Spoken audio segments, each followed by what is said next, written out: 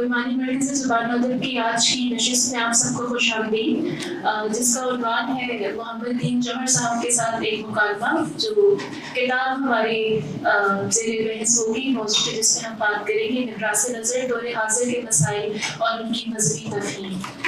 Programme के आगाज़ से पहले मैं अपने आज के मेहमान का मुख्तसर सा तारुफ आपके सामने पेश करती हूँ और उसके साथ ही सर मैं आपको दावत दूँगी कि आप प्लीज़ तशरीफ़ लाएं। मोहम्मद दीन जौहर ने पंजाब यूनिवर्सिटी से अंग्रेजी अदब में एमए किया और लाहौर से निकलने वाले अखबार द नेशन में काम करते रहे। इसके बाद उन्होंने महकमा तालीम पंजाब में बतौर लेक्चरर मुलाजमत का आगाज़ किया। इस दौरान की कई तहरीरें अंग्रेजी हफ्त रोज़ा, व्यू पॉइंट लाहौर, कराची से शाया होने वाले अखबार डॉन में शाया हुई। उन्होंने सरकारी मुलाजमत से इस्तीफा देकर निजी शोबे में काम का आगाज़ किया। वो आजकल एक निजी तलीमी इदारे में बरसर मुलाजमत हैं। वो बतौर मुदीर जी के नाम से एक सामाही मुजल्ला भी निकालते रहे हैं। वो जदीद नजरी और फिक्री मबाहिस में दिलचस्पी रखते हैं और मगरबी जदीदियत और उसके इस्लामी तहजीब पर असरात उनके खास मौज़ूआत हैं।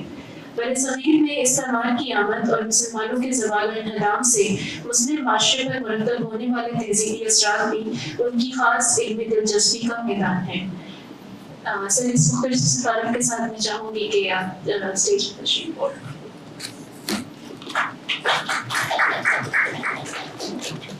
बहुत शुक्रिया।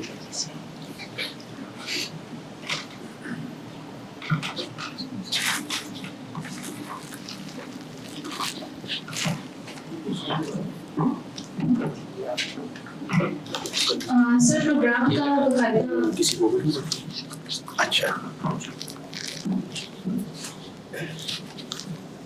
बकायदा जो फॉर्मेट है वो 2 हिस्सों पे होगा। पहले हिस्से पे हम आपकी किताब से ही कुछ उन्वानात पे और कुछ जो नुकात मेरे ज़हन में आए उसको पढ़ते हुए उसको गुफ्तगू करेंगे और दूसरे हिस्से में हम सवालात की नशिस्त रखेंगे ताकि हम बेहतर तौर पे इन मौज़ूआत पे बात कर सकें। ज़ेर नज़र किताब जो है इसमें मोहम्मद दीन जौहर साहब की इल्मी तहरीरों को जमा किया गया है और इन तहरीरों में जदीदियत और तहज़ीब मग़रिब को फ़िक्री तनाज़ुर में ज़ेर बहस लाने की कोशिश की गई है। जदीदियत, इस्तेमाल और इश्तिक़राक़ ने दीनी ताबीरात को जिस तरह मुतासिर किया, इसको समझने की कोशिश भी इन मज़ामीन में सामने आती है। इस मजमूए में तालीम पर भी कुछ अहम मज़ामीन शामिल हैं जिनको जदीद तालीम को उसके दुरुस्त फ़िक्री तनाज़ुर में देखने की सही की गई है। अदबी मज़ामीन में तहज़ीबी और रिवायती शरियात से जुड़ने का दायरा बहुत नुमायाँ है। उम्मीद की जाती है कि इस किताब पे अभी गुफ्तगू के ज़रिए भी हम माशरे में कल्चर और फ़िक्री मंजरनामे का एक जायज़ा ले सकेंगे। सर बाकायदा किताब पे गुफ्तगू करने से पहले मैं चाहूँगी आपका एक रस्मी सा तारुफ तो मैंने यहाँ पेश किया, लेकिन अगर हम जानना चाहें कि मोहम्मद दीन जौहर साहब की शख्सियत में किन नजरी ज़ावियों का और इसके अलावा किन इदारों का और किन कुतुब का बाकायदा या ज़्यादा किरदार रहा है, तो अगर आप अपने बारे में हमें थोड़ा सा बताएं। जी बहुत शुक्रिया। असल में तारुफ तो मेरा ख्याल है किसी अहम आदमी का होता है। I consider myself and equate myself as an ordinary person. तो मैं सादकाबाद का रहने वाला हूँ, जो ईस्ट पंजाब से जो इमिग्रेंट्स थे उनकी मैं फर्स्ट जनरेशन का आदमी हूँ। तो मेरी तालीम भी वहीं हुई। उसके बाद फिर मैंने पंजाब यूनिवर्सिटी से मास्टर्स किया। तो उससे पहले मैं असल में आई stumbled into a medical college. मैंने कोई 2-2.5 साल एक मेडिकल कॉलेज में भी गुजारे, लेकिन that was not my cup of T. फिर उसको छोड़ के मैंने बीए किया। बीए करके मैंने मास्टर्स किया। मास्टर्स के बाद मैं 2-2.5 साल नेशन में काम करता रहा, जो यहाँ से लाहौर से निकलता है। तो उसके बाद फिर मैं वापस से गया। व्यू पॉइंट एक रिसाला निकला करता था, मज़र लिखा, उसमें मैं उन ज़माने में लिखता था। फिर डॉन में लिखना शुरू कर दिया। तो फिर मेरी सिलेक्शन हो गई बतौर लेक्चरर। तो उसके बाद मैंने 6-7 साल वहाँ नौकरी की बतौर लेक्चरर इन इंग्लिश सादकाबाद में। फिर मैंने वहाँ से छोड़कर जो है वो प्राइवेट सेक्टर में एक जॉब शुरू की। तो ऑल अलॉन्ग दिस इयर्स एक जैसे बंदे का एक जहन फोकस्ड होता है कि एक मजहबी घराने के फर्द के तौर पर जब हम कॉलेज में पहुंचे तो वो कॉलेज उसमें पढ़ाए जाने वाली सारा इल्म और तालीम, वहाँ का कल्चर, दैट वाज वेस्टर्न। साफ ज़ाहिर वो कॉलेज की बिल्डिंग का नक्शा था, वहाँ पेंट टाई पहनने वाले हमारे उस्ताद थे, तो वो जो उलूम हमें पढ़ाते थे वो सारे वेस्टर्न थे। उसमें it was not very clear question at that time, लेकिन एक सवाल जो उस वक्त से ताक़ुब में है वो ये है कि हमारी जो जिंदगी है उसका जो टोटल डिफाइनर है वो वेस्ट है, अपने इल्म में, अपने कल्चर में, अपनी टेक्नोलॉजी में, वेज ऑफ लिविंग में, पावर में, मईशत में, इन एवरी रिस्पेक्ट। तो इस्लाम की क्या ज़रूरत है? तो शुड आई और do I have any arguments to say that Islam is also relevant to our lives? ये एक क्वेश्चन है जो जिसमें अब तक मैं समझता हूँ हम कोशिश करते हैं चीज़ों को देखने समझने की, और यही तनाजुर है बुनियादी तौर पर। जी सर, बहुत शुक्रिया। और सर, किताब पर बाकायदा गुफ्तगू करने से पहले इस किताब का जो सब टाइटल है जिसमें आपने लिखा दौर हाजिर के मसाइल और इनकी मजहबी तफहीम, मेरा पहला सवाल इससे मुताल्लिक है, और सवाल के दो मैंने बुनियादी हिस्से मेरे जहन में थे कि सर आमतौर पर जब हम किसी नजरिए ज़ाविये को या किसी भी थ्योरेटिकल फ्रेमवर्क को अपनाते हैं किसी वाक़े या किसी मसले को समझने के लिए, तो हम उसको चूज़ करने का जो क्राइटेरिया हमारे जहन में ये होता है कि वो ये इस्तिताद रखता है कि उसके मुकाबले जो बाकी नजरियाती ज़ाविये हैं या थ्योरेटिकल फ्रेमवर्क्स हैं, वो एक ज़ाविया ज़्यादा इस्तिताद रखता है कि वो इस मौजू के उन पहलुओं पर रोशनी डाल सके जिसकी इस्तिताद शायद बाकी जो थ्योरेटिकल फ्रेमवर्क्स लैक कर रहे होते हैं। तो एक तो इसमें मजहबी ज़ाविये से या मजहबी तफहीम किस हद तक ज़रूरी है, और वो कौन से ऐसे पहलुओं पर रोशनी डालती है दौरे हाजिर के मसाइल के, और सिर्फ आपकी किताब का जो दायरा कार है उस पर जिन मसाइल की हम बात कर रहे हैं वो बरे सगीर से मुताल्लिक है।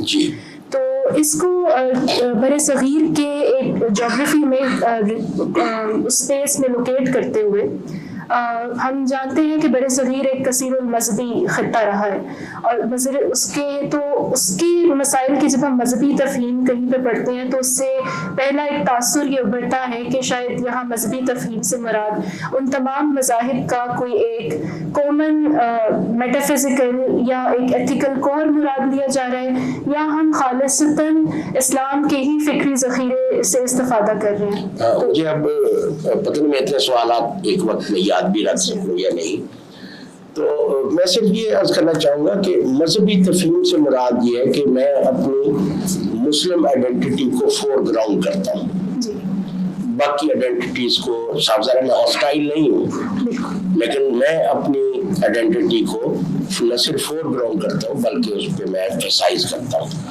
मैं अपनी उस आइडेंटिटी, उस ट्रेडिशन के साथ मैं दुनिया को देखने का एक जायज़ या लेजिटिमेट हक रखता हूँ। मैं उसको एक्सरसाइज करते हुए उस दुनिया को समझने की कोशिश कर रहा हूँ, पहली बात ये। दूसरी गुजारिश ये है कि ये ज़रा थोड़ी सी सख्त बात है कि कुछ बातें होती हैं जो आप लॉजिकली दूसरे को समझा सकते हैं, ये वो बात नहीं है। कुछ बातें ऐसी होती हैं जो एम्पिरिकली अंडरस्टैंडेबल होती है। मिसाल के तौर पे अगर दिन हो तो हम किसी से उसको लॉजिकली ये साबित नहीं करेंगे कि ये दिन है। मैं ये समझता हूँ कि गज़ा के बाद मुस्लिम माइंड के पास न सिर्फ ये कि कहने को कुछ नहीं है, उसने कुछ नहीं कहा उस पर, न सिर्फ ये बल्कि मैं ये कहता हूँ कि उसके पास कहने को भी कुछ नहीं है। He has not the agency to speak on his own behalf and to speak on the behalf of the larger Muslim Ummah. मुस्लिम शऊर के पास कोई एजेंसी नहीं है। हमारी पैलेस्टीनियन प्लाइट को रिप्रेजेंट किया है कोलंबिया ने, उसको रिप्रेजेंट किया साउथ अफ्रीका ने, उसको उन मुजाहिरों में उसको आवाज़ दी गई है जो यूरोप और अमेरिका की गलियों में हुए हैं, यूनिवर्सिटीज़ में हुए हैं या बाकी दुनिया में हुए हैं। मुस्लिम have not spoken for the past 300 years, and the Gaza, it indicates that we have finally lost any pretense of agency to speak for ourselves, not to speak for on behalf of the larger humanity. हम अपनी बात कहने की भी कोई capacity, agency, कोई वसाइल, कोई ज़हनी इस्तेदाद नहीं रखते।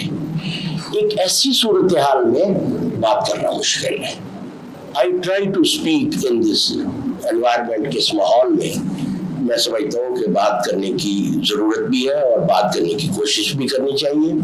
आई डोंट से कि मैं वो बात करने में कामयाब हूँ, मैं ये नहीं कहता, लेकिन मैं इस दुनिया को एक मुसलमान के तौर पर देखना चाहता हूँ और मैं इस बात पर इंसिस्ट करता हूँ कि मैं मुसलमान हूँ, मेरी आइडेंटिटी है, मैं उसको सरेंडर करने के लिए तैयार नहीं हूँ और किसी पर इम्पोज करने के लिए भी तैयार नहीं हूँ।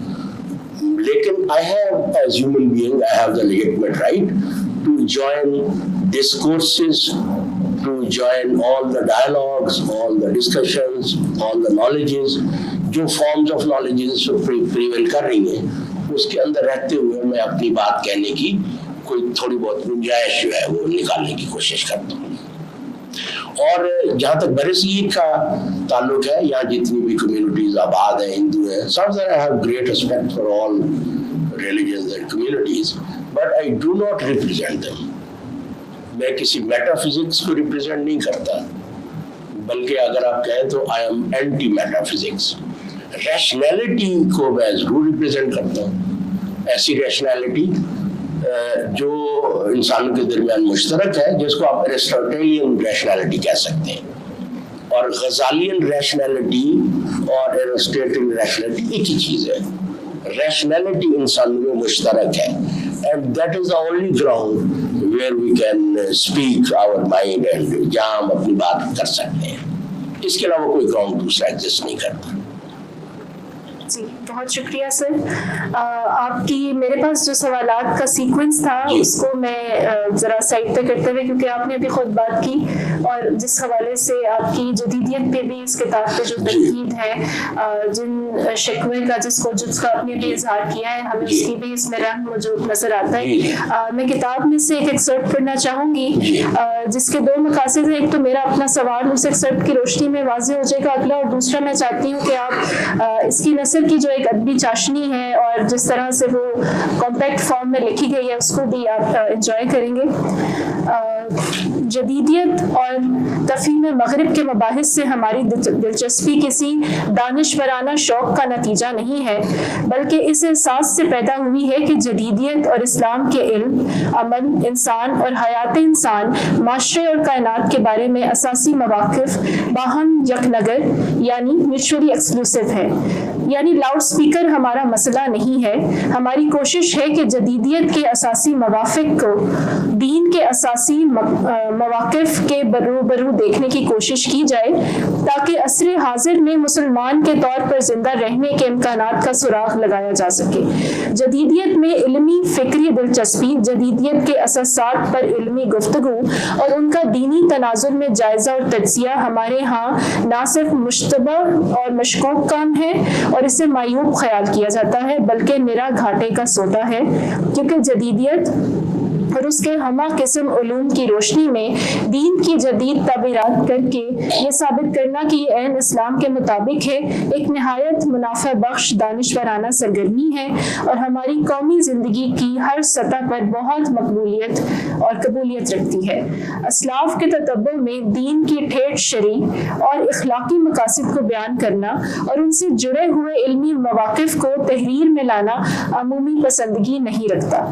आप ये दरियाफ्त कर लें कि मसा करने से कौन कौन से न्यूरॉन पर क्या असर होता है और उसके अंदर मॉलिक्यूल्स किस तरह रूहानी हरकत करते हैं, तो आपको अमूमी पजीराई हासिल हो जाती है।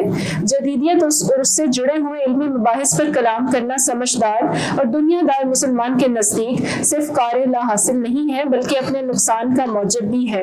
अब तो हमारे यहाँ गली महल्ले में जदीदियत के असातीन मौजूद हैं और दीन की कोई ऐसी बात कबूल नहीं है जिसमें जदीदियत की इस्तदना امکانات فراہم نہ ہو. مثلاً روٹی ہاتھ سے کھانا اس لیے اہم نہیں ہے کہ آقا نامدار صلی اللہ علیہ وسلم کی سنت مبارکہ ہے، بلکہ اس لیے کہ سائنس کے مطابق انگلیوں کے پوروں سے ایسے اجزاء خارج ہوتے ہیں جو صحت کے لیے بہت مفید ہوتے ہیں. اس تناظر میں ہمارے ہاں ان پڑھ آدمی اور یونیورسٹی پروفیسر کا ڈسکورس ایک ہی ہے اور ایک ہی سطح کا ہے. ایسی فضا میں جدیدیت پر علمی گفتگو کرنے کی کوشش کرنا مشکلات در مشکلات کا باعث ہوتا ہے. ہمارا گزشتہ 200 سال کا تجربہ اس بات پر گواہ ہے کہ دینی روایت سے جڑے ہوئے اکابرین ہمارے شعور اور علم سے بھی محو ہو گئے ہیں اور ساری جگہ متجدد دین کے قبضے میں چلی گئی ہے، اور وہ رات دن جو راگ الاپتے ہیں اب وہی ہمارا دین ہے. اس ایکسرپٹ کی روشنی میں میں یہ جاننا چاہوں گی، ایک تو آپ اگر متجدد اور مجدد کا ہمیں فرق بتا دیں کہ آپ کے نزدیک وہ کیا ہے، اور دوسرا یہ کہ آپ کے خیال میں جدیدیت پر ہمارا ایک تنقیدی بیانیہ کیا ہونا چاہیے. یعنی اس کے اکثر یوں ایک کنسیو کیا جاتا ہے کہ جب ہم جدیدیت پر تنقید کرتے ہیں تو اس سے یہ مراد لی جاتی ہے کہ جیسے ہم مغرب مخالف ہیں یا ترقی دشمنی کی مراد ہے یا قدامت پرستی سے اس کو عبارت کیا جاتا ہے. تو آپ کے نزدیک کیا، اور لیکن اصل میں وہ تنقید جو ہوتی ہے وہ جدیدیت کے اس ایپسٹیمک وائلنس یا ایون اس پولیٹیکل وائلنس یا فزیکل وائلنس سے بھی مراد ہوتی ہے، جس کا اشارہ آپ کے اس ایپسٹیمک وائلنس کا اشارہ اس ایکسرپٹ کو بھی موجود ہے. تو میں مختصراً یہ پوچھنا چاہوں گی کہ آپ کے ہاں جدیدیت کی تنقید سے کیا مراد ہے اور اس کے کیا فکری زاویے ہونے چاہیے؟ دیکھیے، پہلی بات یہ ہے کہ ماڈرنٹی کو کیسے ڈیفائن کیا جائے. اس میں میری گزارش یہ ہے کہ جو انلائٹنمنٹ ہے، ہم انلائٹنمنٹ کو ماڈرنٹی کہہ سکتے ہیں. ٹو اسٹارٹ آور ڈائلاگ اور کنورسیشن، انلائٹنمنٹ جن چیزوں کو کھڑی ہے یا جو اس کا سیلف اسٹیٹمنٹ ہے، اس کے ہوتے ہوئے جو مذہبی ہونا ممکن نہیں. ماڈرنٹی ایک یعنی اپنے نالج کو گراؤنڈ کرتی ہے کچھ چیزوں میں، کچھ جو انلائٹمنٹ ریشنلٹی ہے، it is grounded in certain very clear statements نا. اور ماڈرنٹی ایک عمل کی ایک پوری تقویم بھی ہے. ماڈرنٹی دو چیزوں کو ریپرزینٹ کرتی ہے. ہم ہاسٹائل نہیں ہیں، ہم کہتے ہیں ہم اس کو انگیج کرنا چاہتے ہیں ماڈرنٹی کو. تو as a religious person modernity کے انسانی زندگی کے بارے میں، یعنی اس کی جو سطح وجود ہے، وہ ایک مذہبی آدمی ماڈرنٹی کے ان اساسی بیانات کو اڈاپٹ یا اختیار نہیں کر سکتا، ممکن نہیں ہے. اور علم کی جو گراؤنڈنگ ہے ماڈرنٹی میں، وہ بھی ایک مذہبی آدمی کے لیے ایکسیپٹیبل نہیں ہے. میں یہ نہیں کہہ رہا کہ ہمارے علوم گراؤنڈڈ ہیں، یعنی پوسٹ ماڈرنٹی مسلم علوم جو ہے ان کی تو کوئی گراؤنڈز ویسے ہی نہیں ہے. ویسٹ نے تو اپنے علوم کو کچھ گراؤنڈز پرووائڈ کیے ہیں نا. اس لیے ہمارا دوہرا مسئلہ ہے کہ آقا سر سید نے جو ایک تہذیب پیدا کی ہے، اس میں جو علم کو انہوں نے، یعنی وہ کہتے ہیں یہ عقلی علوم ہے، تو اس میں نہ ایجنسی ہے اور نہ فریڈم ہے. یعنی اگر عقل ایجنسی سے اور فریڈم سے محروم ہے تو وہ تو کوئی علم پیدا نہیں کر سکتی. تو ماڈرنٹی کی ہماری جو کریٹیک ہے یا اس کا جو ہمارا مسئلہ ہے کہ یا تو میں ماڈرنٹی کے اساسی بیانات پر کھڑے ہو سکتا ہوں یا میں مسلمان رہ سکتا ہوں. They are mutually exclusive. دیانتداری کی تو یہ بات ہے.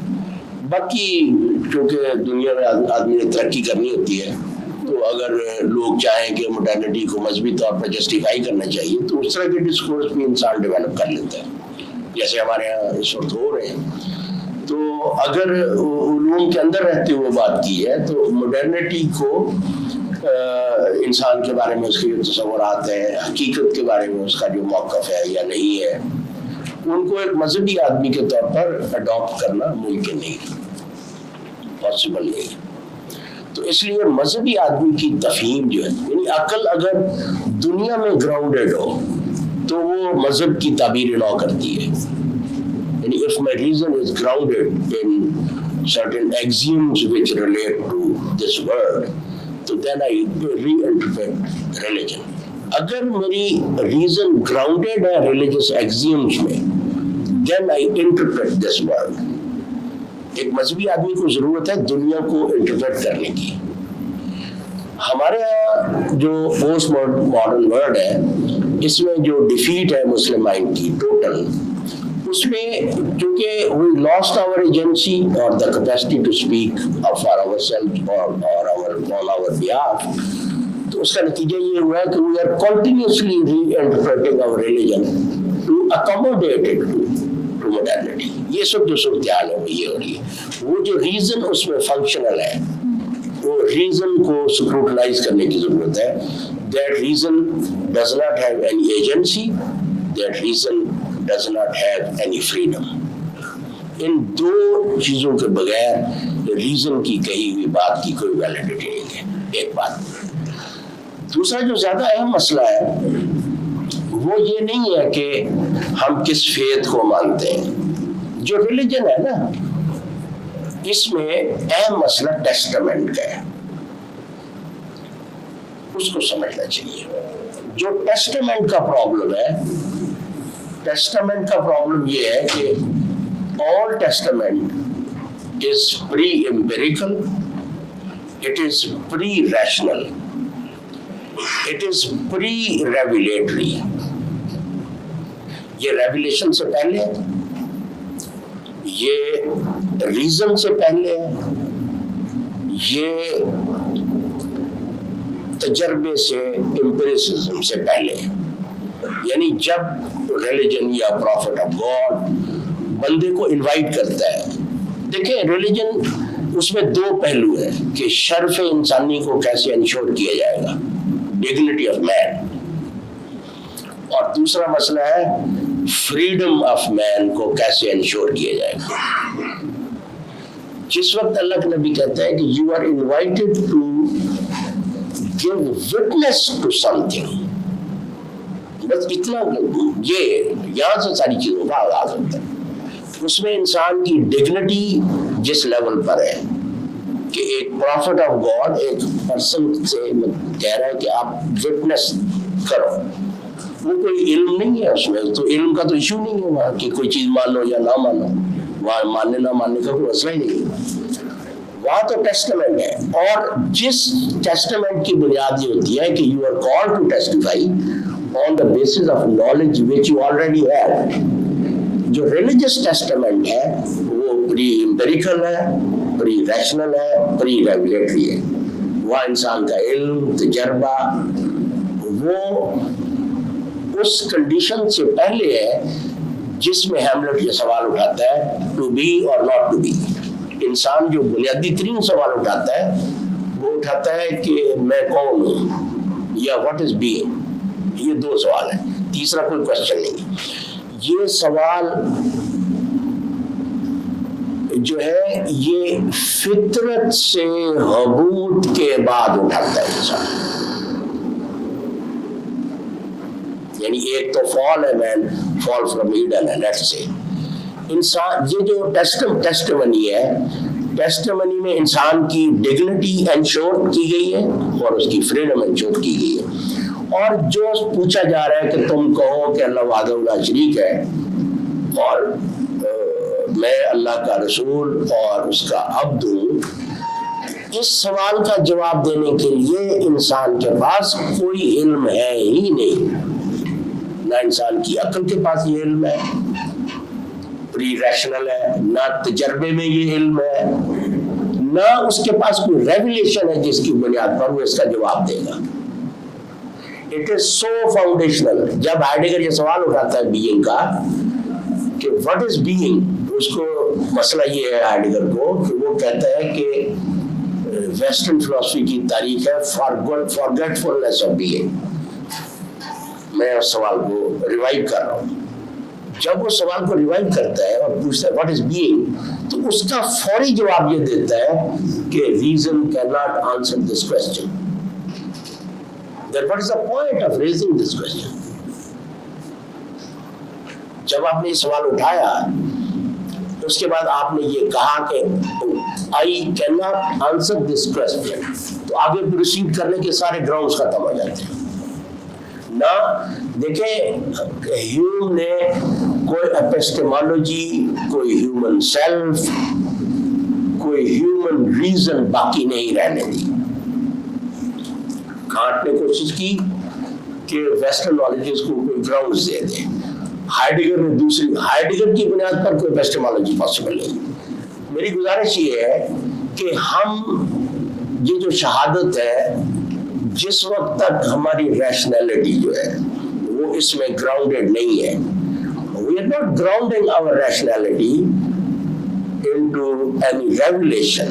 ہم ریولیشن میں نہیں گراؤنڈ کر رہے، ہم اس ٹیسٹامنٹ میں گراؤنڈ کر رہے ہیں کہ اس ٹیسٹامنٹ کے جواب میں آپ اگر اس صورتحال کو تھوڑی دیر کے لیے غور فرمائیں، اس ٹیسٹامنٹ میں انسان کی عقل، اگر ایک انسان کہتا ہے کہ ٹھیک ہے جی آپ نے یہ مجھ سے ٹیسٹامنٹ مانگا ہے، آپ ایک 15 دن دے دیں، میں ذرا ریسرچ کر رہا ہوں، تو کیا ریسرچ کر لیا؟ Even then after doing research اس انسان کے پاس کوئی گراؤنڈز نہیں ہے، کوئی گراؤنڈ ایگزسٹ ہی نہیں کرتے. جس وقت انسان، فطرت کا ڈیفینیشن یہ ہے، وہ انسان جو شعور اور وجود کی تقسیم سے پہلے ہے. فطرت شعور اور وجود کی یکتائی کا بیان ہے. جہاں وجود آگاہ ہے اور آگہی وجود ہے، یہ فطرت انسانی ہے. جس وقت تک مسلم ریشنلٹی اس ٹیسٹامنٹ میں گراؤنڈڈ نہیں ہے، ہم نہ ماڈرنٹی کے سامنے لیجٹمیٹلی کوئی بات کر سکتے ہیں اور نہ اس کے سامنے کھڑے ہو سکتے. یہ میری سمپل سی گزارش تھی. اس میں میری جو I don't know کہ I have been able to answer your question or not، تو میرا خیال ہے میں کسی دوسری طرف چلا گیا. جو ضروری باتیں تھی شاید وہ میں نے عرض کر دی. تو اس میں میری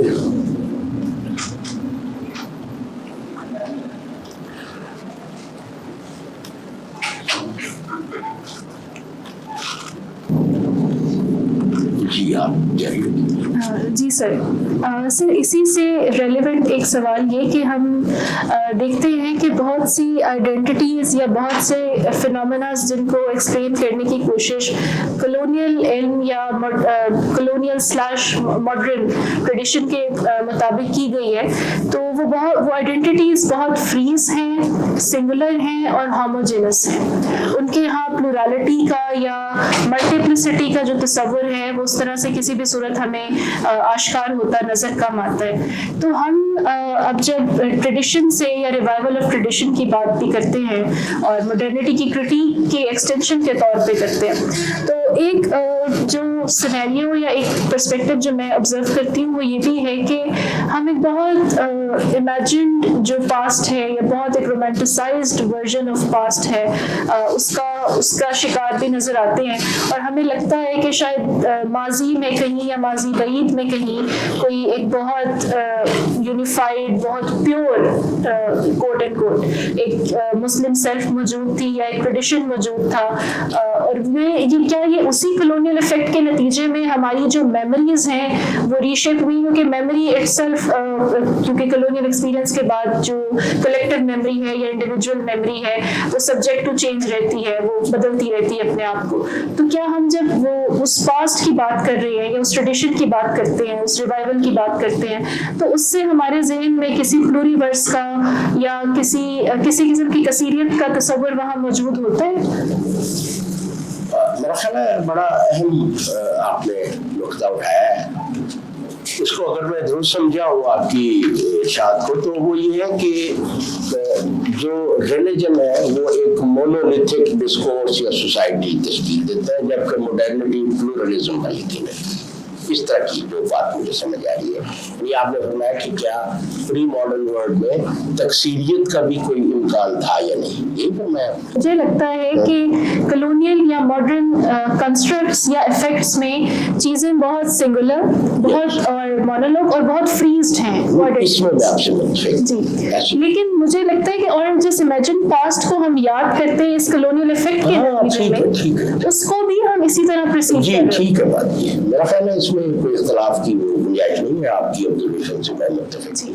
तो सर मैं ये पूछना चाह रही हूँ कि जिस रिवाइवल ऑफ ट्रेडिशन की या जिस इस्लाम की हम बात करते हैं, हम उस इस्लाम को इस मॉडर्न डिस्कोर्स के या इस मॉडर्न सिस्टम के ऑल्टरनेट के तौर पे जब मुतारिफ कराना चाहते हैं, तो उसमें उसकी ताबीर में या उसके या उसकी बेस पे जो सिस्टम या जो निज़ाम हम बनाते हैं, तो क्या वो बरे सगीर के या इस यहाँ की जो कसीरियत है या यहाँ पे जो एक रंगारंगी मौजूद है मुख्तलिफ तहजीबों की, मज़ाहिब की, ज़ुबानों की, कौमों की, क्या वो उसको किस तरह से कंटेन करता है? मतलब आप उसे कैसे इंटरप्रेट करते हैं? देखिए, मेरी गुजारिश ये है कि जो हमारा हिस्टोरिकल एक्सपीरियंस है बड़े सगीर की हद तक, उसमें यह है कि अकबर के अहद में मुसलमानों की यहाँ तादाद जो है वो 5% थी। औरंगजेब आलमगीर अलैहिर्रहमत की जब डेथ हुई है, उस वक्त यहाँ मुसलमानों की जो तादाद थी वो 7% थी। 7%। ठीक है। और 1947 के वक्त यहाँ मुसलमानों की परसेंटेज 25% थी। यानी मुसलमानों की आबादी उस वक्त ज्यादा बढ़ी है जब मुसलमानों का रूल यहाँ खत्म हो चुका था। उसके बाद उनकी परसेंटेज सब कॉन्टिनेंट के लेवल पर ज्यादा है। तो जो हमारा हिस्टोरिकल एक्सपीरियंस है ना, ये क्वेश्चन असल में उस पर अप्लाई ही नहीं होते।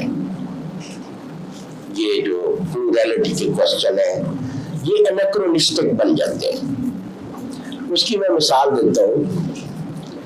जॉर्जियो गैम्बल ने कानून पर बड़ी गुफ्तगू की है, मैं उसको बहुत बड़ा फलसफी समझता हूँ, अगर आप लोगों ने देखा उसको। तो एक जगह वो ये कहता है कि हमारे कानून में जो मॉडर्न पावर कंस्ट्रक्ट्स या स्टेट जो है वो जितना कानून बनाती है उसमें सिर्फ आइदर और होता है, जबकि जो अरब ज्यूरिस्ट्स हैं वो कानून की जो तशरीह करते हैं उसमें 5 कैटेगरीज होती है। एक हलाल और एक्सट्रीम कैटेगरी हराम की है, उसके दरमियान में इंसान की जो फ्रीडम है उसको इंश्योर किया जाता है। इस तरह की कोई चीज मॉडर्निटी अपने कानून में सामने लाने में कामयाब नहीं होती। दूसरी मेरी गुजारिश ये है कि जब हम मॉडर्निटी और ट्रेडिशन की बात करते हैं, उसमें ट्रेडिशन जो है ना, ये एक बड़ा सस्पिशियस कॉन्सेप्ट है। It is very ill defined. मिसाल के तौर पे पेरेनियलिस्ट जो है वो तो खड़े ही ट्रेडिशन के खास तस्वर पर है। ऐसी सूरत हाल में मॉडर्निटी जिस कंडीशन को कंडेम करती है या जिसको अपोज करती है, उसको डिफाइन करना जरूरी है। मैं जो पेरेनियलिस्टों की डेफिनेशन है, मैं I don't subscribe to that definition. मैं उसको टोटली रिजेक्ट। क्या है अगर आप थोड़ा सा? हाँ, वो मैं इसका देता हूँ। मेरे नजदीक अगर मुझे कोई पूछे कि आपकी ट्रेडिशन की डेफिनेशन क्या है, तो मैं ये कहूँगा कि उसूल फिक़ा और उसूल दीन यानी इल्मुल कलाम और उसूल फिक़ा मिलकर मेरी ट्रेडिशन बनाते हैं। और वो ऐसी ट्रेडिशन है, जब हम ट्रेडिशन की ये डेफिनेशन करेंगे तो कोई मुसलमान इसको सब्सक्राइब नहीं करेगा। We have traveled so far away from our history, tradition and culture. मैं एक दोस्त को कह रहा था कि अगर आपका मकालमा रिचर्ड डॉकिंस से हो इवोल्यूशन पर, वो इवोल्यूशन पर बात कर रहा था, मैंने कहा अगर आप रिचर्ड डॉकिंस से इवोल्यूशन पर बात करें और उसमें रिचर्ड डॉकिन हार जाए, ग्लोबल ऑडियंस हो और उस ग्लोबल ऑडियंस में 20% मुसलमान भी हो, तो सबसे ज्यादा रिचर्ड डॉकिन के हारने का अफसोस मुसलमानों को होगा। मुसलमानों को सबसे ज्यादा अफसोस होगा कि देखो रिचर्ड डॉकिन, क्योंकि वो तो उनकी तो ज़हनी हालत ही ये है कि वो इसी तरह की बातों पर खड़े हैं। तो हमारी जो ट्रेडिशन की डेफिनेशन है, उसको जब हम कहते हैं इल्मुल कलाम या उसूल फिक़ा जो पुराना चला आ रहा है, उसको तो मुस्लिम वर्ल्ड में कोई सब्सक्राइब ही नहीं करता। यानी कि हमारे पोस्ट मॉडर्निटी में जितने नॉलेज डिस्कोर्स हैं, they have absolutely got nothing to do with उसूल फिक़ा और विद इल्मुल कलाम। तो हम कहाँ खड़े हैं? ठीक है ना, एक वो रिवायत है हमारी नॉलेज की, नॉलेज ट्रेडिशन, एक है जो वेस्ट ने पैदा की है। मिसाल के तौर पर सर सैयद अहमद खान ना उस रिवायत में खड़े ना वेस्ट की रिवायत में खड़े, तो वो कहाँ खड़े हैं? तो ये लेजिटिमेट मेरा एक कंसर्न है कि मैं ये जानने की कोशिश करूँ कि मौलवी चिराग अली क्या पोजीशन थी, या सर सैयद अहमद खान की क्या पोजीशन है, या गांधी साहब की क्या पोजीशन है, फॉर दैट मैटर। तो ये मेरा एक लेजिटिमेट कंसर्न है कि अपनी उस रिवायत में रहते हुए मैं मॉडर्न जो नॉलेज फॉर्म्स हैं उनको जानने की कोशिश करूँ। जी बहुत शुक्रिया सर। इस मजमून इस किताब का आगाज़ ही सर सैयद पे आपके एक बहुत दिलचस्प और बहुत मुफस्सल मजमून से होता है, और इसको पढ़ते हुए मैंने आपके जो इन्वर्टेड कॉमास में या जो आपने टर्म्स इस्तेमाल की हैं, तो पहले तो पढ़ते हुए मैंने शायद उसमें जो एक सटल मॉकरी है और उसमें जो एक तंज की आपने उसमें इस्तेमाल किया उसको बयान करते हुए, तो ये दूसरी रीडिंग में मुझे वो ज़्यादा बेहतर समझ आया था। सर सैयद पे सवाल करने से पहले सर, इसमें आपकी इस मजमून में जो हवाशी हैं वो मुझे बहुत इम्पोर्टेंट लगे कि उसमें आपने अक्सर जगह जिक्र किया है कि इस्तेमारी अमल या नौबादियाती अमल यहाँ पे महज बरे ज़गीर में सियासी या माशी गलबे का नाम नहीं था, बल्कि ये बहुत एक गहरा वजूदी मुदाखलत थी। तो और ये जो बरे सगीर का कॉलोनियल एक्सपीरियंस है, इसी ये वजूदी मुदाखलत ही या ये एग्जिस्टेंशियल इंटरफेरेंस जो थी उनके मानियाती निज़ाम में, हमारे फ़लसफ़े में, कि वो जिस तरह से अकबर अल आबादी का शेर है, नॉट वेरी गुड वर्सेस, लेकिन वो शायद इसी तरह है कि मशरकी सर दुश्मन कुचल देते हैं, अभी उसकी तबीयत को बदल देते हैं। ये बड़ा कितनी गहरी बात है। तो सर जो तबीयत के बदलने का एक खास करम था इस्तेमार का, ये बरे सगीर पर ही क्यों हुआ, और हमारे पास ऐसी क्या जो कह लें कि डिफाइनिंग कैरेक्टरिस्टिक्स बाकी जो जहाँ पे कॉलोनीज थी उनसे मुख्तलिफ थी, कि अंग्रेज को यहाँ पे जो इंटरवेंशन करनी पड़ी वो पहले उन्हें वजूदी मुदाखलत से शुरू करना पड़ा उन्हें यहाँ पे? इसको मैं एजेंडे के तौर पर नहीं देखता। एजेंडा मैं नहीं कहता कि अंग्रेजों का एजेंडा था वो यहाँ वजूदी मुदाखलत करना चाहते थे इसलिए यहाँ आ गए। ये जो वॉर है और फतह और शिकस्त है, ये तारीख का एक मामूल है। यानी अगर अंग्रेज यहाँ आए, उन्होंने यहाँ कब्जा कर लिया, तो इसलिए वो काबिल मजम्मत नहीं है। This is no ground. ये तारीख का जो एक नेचुरल ऑर्डर है उसमें रहते हुए हम ये एतराज नहीं कर सकते कि जी अमेरिका ने जापान पर क्यों कब्जा कर लिया, इसलिए कि वो उसका ग्राउंड ही है कि वो कब्जा कर सकता तो कर लिया उसने, जो कब्जा कर सकता है वो कर लेता है। जो तारीख का या इंसानी जिंदगी का नेचुरल ऑर्डर है मैं उसको क्वेश्चन नहीं करता। मैं ये जरूर कहता हूँ कि अंग्रेजों ने जब बरसकी पर कब्जा किया तो what that occupation meant to me, उसका मुझ पर क्या असर हुआ है। तबीयत के बदलने का मतलब ये है कि जो ह्यूमन सेल्फ है ना, ह्यूमन सेल्फ एक प्लास्टिसिटी रखती है, और जो मॉडर्न पावर है इसके पास ऐसे रिसोर्सेज हैं कि ये सिर्फ मटेरियल एस्पेक्ट को डोमिनेट नहीं करती। मॉडर्न पावर हमारी जो माइंड है और सेल्फ है उनको ट्रांसफॉर्म करने के टूल्स भी रखती है। तो जिसके पास टूल्स होते हैं वो उन्हें इस्तेमाल करते हैं, हमें उनसे आगाह होना चाहिए। यानी मैं as a human being I am the product of British coloniality in India. हम में से हर कोई उसका एक प्रोडक्ट है। मेरी बात करने में जब अगर ये शऊर शामिल नहीं है तो मैं नहीं समझता कि मैं कोई दुरुस्त बात कर सकता हूँ। बतौर इंसान मैं अंग्रेजी जबान बोलता हूँ, लिखता हूँ, उसमें पढ़ता हूँ, अंग्रेजी लिबास पहनता हूँ, अंग्रेजी इदारे में काम करता हूँ। उस अंग्रेजी इदारे की 100% उस इदारे के बनने में जो वसाइल हैं वो वेस्ट से आए हैं, ब्रिटेन ने हमें दिए हैं। इन सारी चीज़ों के होते हुए मेरी जो आइडेंटिटी है बतौर इंसान के, दैट वो हैवीली मार्क्ड है by British colonialism in India. तो उसके अंदर रहते हुए मैंने बात कर ली, उस पर तो मैं कोई इतराज नहीं कर सकता। जिस तरीके से उन्होंने मुझे एजेंसी से महरूम किया, मुझे ट्रांसफॉर्म किया, मुझे एक मिमिक मैन बनाया, उसको मैं क्वेश्चन करता हूँ। Because I want to recover my humanity first. اس کے بعد میرا سیکنڈ پرابلم ہے کہ آئی ایم مسلم. جب میں اپنی ہیومینٹی کو ریکور نہیں کر سکتا تو دوسرا کوشچن ویسے ہی نال اینڈ وائڈ ہو جاتا ہے. سر اسی سوال کے ایکسٹینشن میں کہ ہمارے یہاں پھر وہی رد استعماریت یا ڈی کالونائزیشن جس کو ہم کہیں اس کو بھی ایگزسٹینشیل سطح سے شروع ہونے کی ضرورت ہے. تو آپ کو کیا لگتا ہے کہ یہاں پہ جو ایگزسٹینشیل ڈی کالونائزیشن ہے وہ کس طرح ممکن ہے, مطلب ہمیں کیا کرنا چاہیے پھر؟ اصل میں اگر وہ ڈیفائنیبل ہو تو میں کوئی گزارش کر سکتا ہوں. دیکھیں پہلی بات یہ ہے کہ میرا خیال یہ ہے کہ ڈی کولونائزیشن شاید پاسبل نہیں ہے.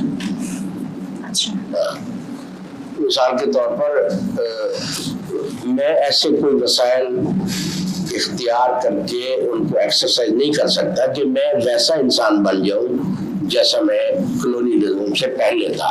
سر تو کیا ڈی کولونائزیشن سے ہم یہ مراد لیں گے کہ ہمیں یہی مراد لیتے ہیں, دور میں جانا چاہیے؟ یہی مراد لیتے ہیں عام طور پر. تو میں اس کو سبسکرائب نہیں کرتا. میں یہ سمجھتا ہوں کہ ایک انسان کے طور پر جو ایگزسٹینشیل چیزیں مجھے انسان ایک آزاد انسان بناتی ہیں ان کی طرف انسان کو بڑھنا چاہیے. اگر وہ یہاں پینٹ لے آئے, ادارے لے آئے, اس پر کتنی دیر رونا دھونا کریں گے؟ مشینیں لے آئے, ریلوے لائن لے آئے, لاؤڈ اسپیکر انہوں نے چلا دیا, تو بس ٹھیک ہے وہ تاریخ کا ایک آرڈر ہے, اس میں چیزیں ڈیولپ ہو رہی ہیں, مجھے اس سے کوئی ایشو نہیں ہے. ماڈرنٹی کا وہ آسپیکٹ جس میں ٹیکنالوجی کو انڈو تو نہیں کیا جا سکتا. We have to live with technology. Technology مجھے جس طریقے سے ٹرانسفارم کرتی ہے مجھے اس کی طرف آنا چاہیے کہ ہیومن بینگ کا اور ٹیکنالوجی کا جو انٹرفیس ڈیولپ ہوتا ہے وہ میرے پاس کیا ریسورسز ہیں کہ میں اس ڈی ہیومنائزیشن سے بچ سکوں جو ٹیکنالوجی انجنڈر کرتی ہے. وہ یہ میرا ایک مسئلہ ہے. تو اگر یعنی کہ یہ میرا معاشرہ جدید ہو گیا ہے, میں پہلے چارپائی میں بیٹھتا تھا, اب میں کرسی میں بیٹھتا ہوں, پہلے وہ مٹی کے برتن میں, تو یہ میرا خیال ہے بڑی ریلیونٹ چیزیں, ان کا ایگزسٹینشیل چیزوں سے کوئی تعلق نہیں ہے.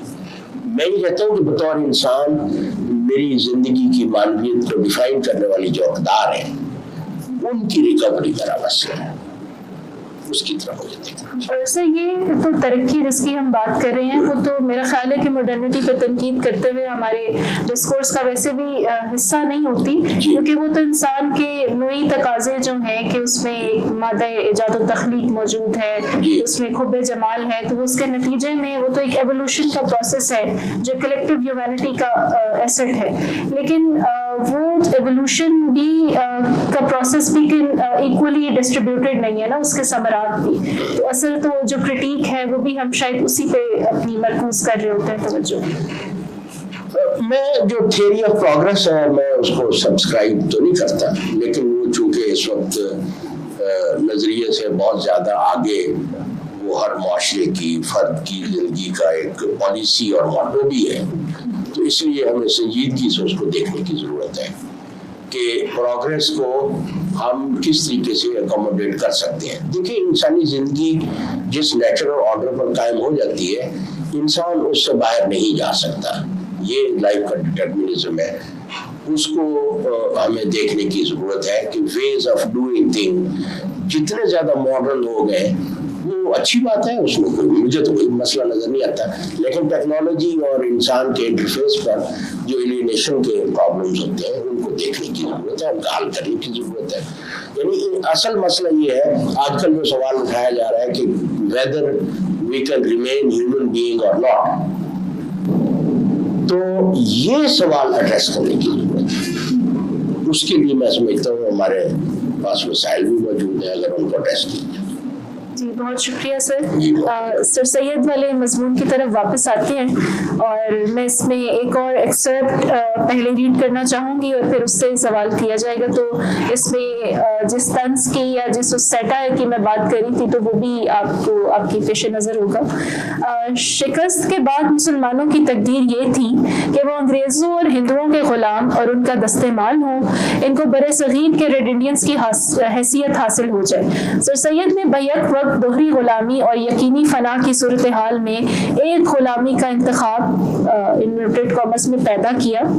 जंग आज़ादी के नतीजे में मुसलमानों पर आने वाला इक़ाब व अताब सर सैयद की नश्ता दीवार की तरह नजर आ रहा था, क्योंकि इस जंग की बुनियादी जिम्मेदारी उनके ख्याल में मुसलमानों ही पर आयद होने जा रही थी। हिंदुओं की अददी अक्सरियत की वजह से ये मुमकिन नहीं था कि उनके साथ ट्रेड यूनियंस वाला सलूक हो सके। अंग्रेज इस बात पर मजबूर होंगे कि हिंदुओं से मुफाहमत का रास्ता इख्तियार करें।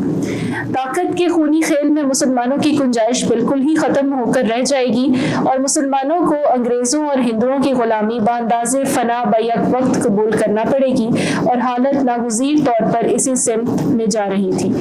मुसलमानों के पास ये इंतखाब नहीं था कि वो अंग्रेज़ों या हिंदुओं की गुलामी इख्तियार करें, बल्कि उनकी तकदीर दोहरी गुलामी और मुकम्मल तहज़ीब मौत थी। सर सैयद का कारनामा ये है कि उन्होंने गैर मामूली दिलावरी और साबित कदमी से एक तकदीरी सूरत हाल को तारीख़ी इंतखाब में बदल दिया। उन्होंने एक मावराए इंसानी अज़्म और हौसले से एक ऐसे इंतखाब की गुंजाइश को पैदा किया कि जिसमें अंग्रेज़ों की अनक्वेश्चनेबल गुलामी मुमकिन हो सके, क्योंकि इस सूरत हाल में मुसलमानों को गुलामी का इंतखाब करने की गुंजाइश भी फराहम नहीं थी। सियासी ताकत की हरकियात के गहरे शऊर और ताकत की रिवायती इक़दार की वजह से सर सैयद मुकम्मल तौर पर गैर रोमानवी शख्सियत थे।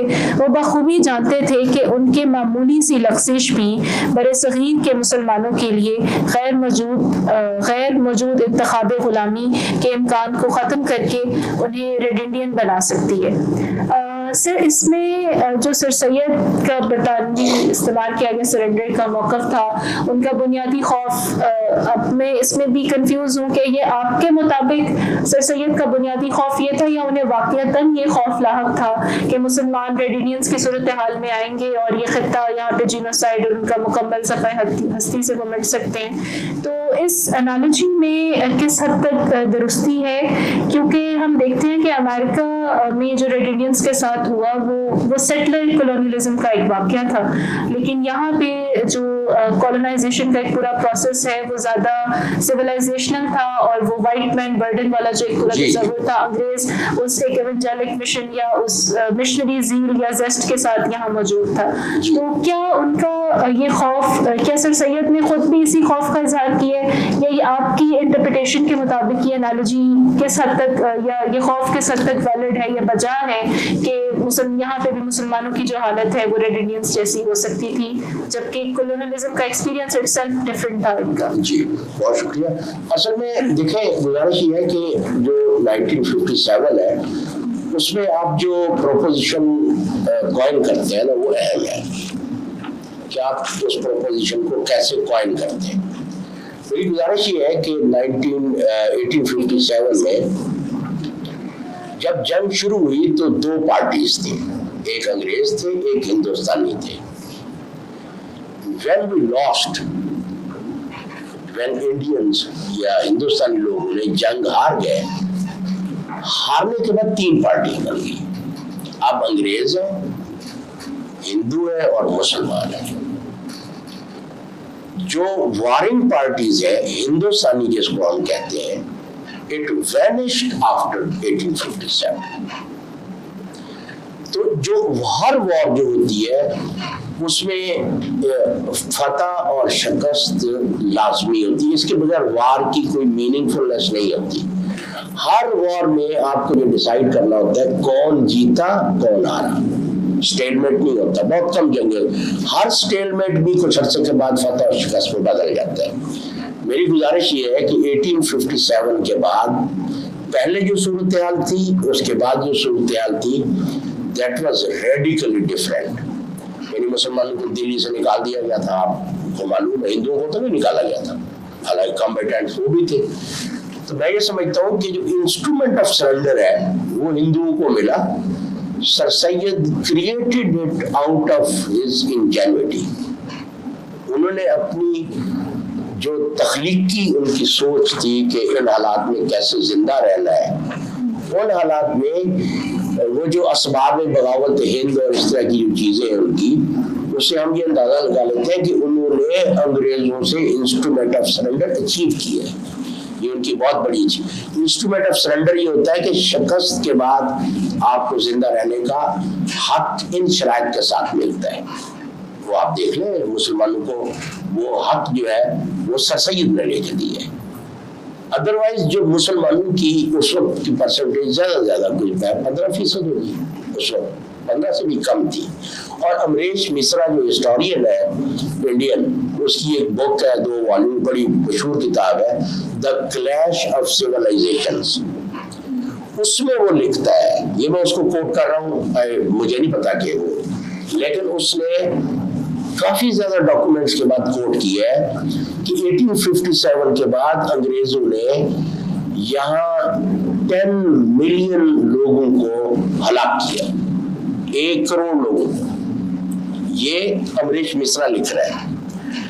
اور زبیدنا بریزنسکی جو ہے 10 لاکھ تو وہ بھی مانتا ہے, جو یہ جو بہت مشہور دانشور ہے امریکن فارن پالیسی کا جو وہ ہے آرکیٹیکٹ ہے, وہ یہ کہتا ہے کہ 1857 کے بعد the British murdered 1 million people in India. اور امریش مصرا کہتا ہے نہیں, کہتا ہے جتنے ڈاکومنٹس میرے پاس ہیں اس سے میں یہ گواہی دے سکتا ہوں کہ it was not 1 million, it was 10 million. ہم چلو کہتے ہیں کہ 10 ملین ہی ٹھیک ہے. تو اس زمانے میں 10 ملین مرڈرز جو ہیں وہ کس جسٹس کو ریپرزینٹ کرتے ہیں؟ یعنی ان حالات میں جب colonialism is engaged in genocides all over the globe, اس میں سر سید کا یہ فیئر جو ہے, یہ جو 10 لاکھ لوگ مر رہے ہیں, یہ سر سید کو تو وہ تو سب سے زیادہ آگاہ آدمی تھے. تو سر سید نے مسلمانوں کی جو سروائیول تھی انڈیا میں 1857 کے بعد اس کو انشور کیا. ورنہ میرا یعنی یہ میری ریڈنگ ہے, ہر بندہ بارہ آزاد ہے, تو جتنی جو میں نے اسٹیٹسٹکس دیکھی ہے یا جو میں نے ان کے حوالے سے چیزیں پڑھی ہے, اس میں سمجھتا ہوں کہ مسلمانوں کی جو ایگزسٹنس ہے 1857 کے بعد, اس کا صحرا جو ہے وہ سر سید احمد خان کے نام جاتا ہے. And for that he paid every price. انہوں نے ریلیجن کی جو تعبیر کی ہے, یعنی ایک فکرہ ہے وہ مجھے یاد ہے ان کا, کہتے ہیں مسلمانوں تم اپنا سب کچھ, لباس, زبان, رہن سہن, اخلاقیات, کھانا پینا, وہ لمبی ایک فہرست ہے, پورا پیراگراف چل رہا ہے, سب کچھ بریکٹ شروع سوائے مذہب بریکٹ بند چھوڑ دو اور انگریز بن جاؤ. وہ سوائے مذہب بریکٹ میں لکھا ہے. سر سید کو اس میں کوئی دلچسپی نہیں تھی کہ مذہب کی کیا معنویت ہے, یا وہ ان کی ایک کنسرن تھا کہ مسلمان بچ جائے گا. And he paid every conceivable price for that. یہ میں کنڈیم نہیں کر رہا, یعنی سر سید, میں یہ سمجھتا ہوں کہ اگر برصغیر کی تاریخ کے مجھے 2 آدمیوں کا نام پوچھے جائے تو ان میں سے ایک سر سید لازمی ہے. میں نہیں سمجھتا کہ اگر سر سید نہ ہوتا تو یہاں مسلمان باقی رہتے. یہ تو ویسے ہی ہو رہا تھا جیسے ریڈ انڈینز کے ساتھ ہوا ہے. اس زمانے میں ہو بھی رہا تھا, ایوری ویئر ہو رہا تھا, افریقہ میں ہو رہا تھا, وہاں ہو رہا تھا, ہر جگہ یہی ایک استعمال کی تو یہ پالیسی ہی یہ رہی. تو اس لیے میں سر سید کے بارے میں میری گزارش یہ ہے کہ ان سے محبت مجھے اتنی ہے جتنی باپ سے ہے, اور عداوت اتنی ہے جتنی باپ کے قاتل سے ہے. اب یہ ان ایموشنز میں ان کے ساتھ ڈیل کرتا ہوں سر سید احمد, اور انہی ایموشنز کے علاوہ ڈیل نہیں کیا جا سکتا. سر سید از اے ویری گریٹ مین. ہم اس وقت سر سید احمد خان کا جو ورڈ بھی ہے اس سے ایک بال کے برابر بھی ادھر ادھر نہیں ہوئے. ہم اسی مولڈ میں چل رہے ہیں. ہم سر سید کے اور کلونیل ماڈرنٹی کے بنائے ہوئے لوگ ہیں. ہمارا آرکیٹائپ سیٹ ہے وہ سر سید کا ہے. تو اب اگر ہم اس کو کوشچن کریں گے تو پھر بات دوسری طرف نکلے گی. से भी कीजिएगा कि 1857 की जंग आज़ादी को हम क्या टू नेशन थ्योरी के बाद हिंदू मुसलमान तनाजुर में ज़्यादा देखते हैं, या उससे प्री टू नेशन थ्योरी या इस वाले डिस्कोर्स से पहले जब ये डिवाइड एंड रूल वाली पॉलिसी उस तरह से डिस्कोर्स में भी इम्प्लीमेंट नहीं हुई थी, क्या पहले ये जंग आज़ादी में या उस वक्त भी तमाम जो बरसगीर की कौमें थी वो मजबूरी तौर पे शामिल नहीं थी उसमें जंग आज़ादी में? जी सर। जी, वो तो मैंने पहले अर्ज किया कि सारे हिंदुस्तानी शामिल थे उसमें। लेकिन जो तकसीम हुई है, देखिए हम ये फर्ज नहीं कर सकते कि जंग से पहले और बाद का सिनेरियो एक होगा। मैं ये कहता हूँ जंग से पहले का सिनेरियो भी नोन है और बाद का सिनेरियो भी नोन है, उसमें कोई दूसरी जो बात है ना कि जो दो कौमी नजरिया है, उसमें मुझे इकबाल की बसीरत पर ज्यादा भरोसा है। इकबाल कहते हैं कि मैं बड़े कई सदियों के बाद बड़े सगीर के मुसलमानों में आरज़ुए जहांबानी के को उभरते हुए देख रहा हूँ, जैसे विल टू पावर कहते हैं। तो ये जो मुस्लिम लीग थी या पाकिस्तान की लीग जो स्ट्रगल थी, उसमें मुसलमानों की जो विल टू पावर थी वो बहरहाल एक्सप्रेस हो रही थी। ये मेरा सबमिशन है, अगर इजाजत हो इतनी बात कहने की। दूसरी बात ये है कि जो दो कौमी नजरिया है वो कहते हैं कि अंग्रेजों का बनाया हुआ है। काफी खास तौर पे हमारी जो जमीयत उलमा हिंद के दानिशवर हैं वो हमें ये बावर कराते हैं कि अंग्रेजों ने पाकिस्तान बनाया था। भी ठीक है, अंग्रेजों ने पाकिस्तान बनाया था तो हिंदुस्तान भी तो अंग्रेजों ने बनाया था ना। वो कौन सा अफगानी आकर बना के गए थे? दुनिया के सारे मुल्क उन्होंने बनाए थे, तो बीच में उन्होंने पाकिस्तान भी बना दिया, तो कौन सी क़यामत आ गई? जो क्वेश्चन था वो पावर का क्वेश्चन था, जो क्वेश्चन था वो पावर का क्वेश्चन था। इस क्वेश्चन को सबवर्ट कर रही थी जमीयत उलमा हिंद अक़लियतों के मसले के जरिए से। वो अक़लियतों के मसले को फोरग्राउंड करते थे to subvert this question. Question ये था, सावरकर ये कहता था कि Hindus are a nation and Muslims are a community. As a nation, we are qualified to hold power, and no community is qualified to hold power. इसलिए Indians की हैसियत से अंग्रेजों के जाने के बाद पावर के इनहेरिटर लेजिटिमेट हेयर हम है, मुसलमानों का इसमें कोई हिस्सा नहीं है। और कौम बनने के लिए एक नजरिए की जरूरत थी, जैसे इंडियन नेशनलिज्म का उसके पीछे एक नजरिया खड़ा है। तो दो कौमी नजरिया जैसे गढ़ा गया, उसमें कौम का लफ्ज एक सियासी लफ्ज है, कम्युनिटी गैर सियासी लफ्ज है। तो मैं ये समझता हूँ कि उस वक्त अल्लामा इकबाल का और हमारे जो मुस्लिम लीग के रहनुमा थे, कायद आज़म थे, उनका जो क्वेश्चन था कि Muslims to have a right to lay their claim on power, जो पॉलिटिकल पावर है उस पर मुसलमानों ने अपना दावा दायर किया, और वो यूनाइटेड इंडिया में भी इस शर्त पर शामिल हुए कि will be partner in power. इस शर्त पर शामिल, जब नेहरू ने उससे इनकार किया तो वो अलग हो गए। इसमें जो प्रॉब्लम है वो सबसे बड़ा जो शबखून है वो उन रहनुमाओं ने लगाया जो मजहब की बुनियाद पर सियासी अमल को लेजिटिमाइज कर रहे थे, जो मजहबी सियासी जमातें थी। वो हमारी सबसे बड़ी बदनसीबी साबित हुई। उसने मुस्लिम शऊर को, मुस्लिम सियासी अमल को, और तारीख में अगर कोई नया रोल हम अडॉप्ट कर सकते थे उसको डिस्ट्रॉय कर दिया। मिसाल के तौर पर मैं दौड़ रहा हूँ कि मैंने एक निशान तक पहुंचना है, गोल पोस्ट पर पहुंचना है, और जमीयत उलमा हिंद दौड़ रही है लेकिन पहुंचना कहीं नहीं है। मुस्लिम लीग जिद्दोजहद कर रही है कि मुसलमानों को ताकत हासिल हो, कांग्रेस जिद्दोजहद कर रही है हिंदुओं को ताकत हासिल हो, जमीयत उलमा हिंद जिद्दोजहद कर रही है मुसलमानों को ताकत हासिल ना हो। What is this? ये उनकी जिद्दोजहद है, आप तारीख उठा के देख लें। वो उन्होंने कुर्बानियां दी हैं इसके लिए, गैर मामूली कुर्बानियां दी हैं, जेलें काटी। और उनकी जिद्दोजहद का पर्पस क्या था कि मुसलमान, देखिए सियासी जिद्दोजहद का मतलब होता है ताकत का उसूल। ان کی سیاسی جدوجہد کا مطلب ہے طاقت کا عدم وصول. یہ کیا ہے؟ یہ تو بہت بڑی کوئنڈری ہے اس کی. We must address it.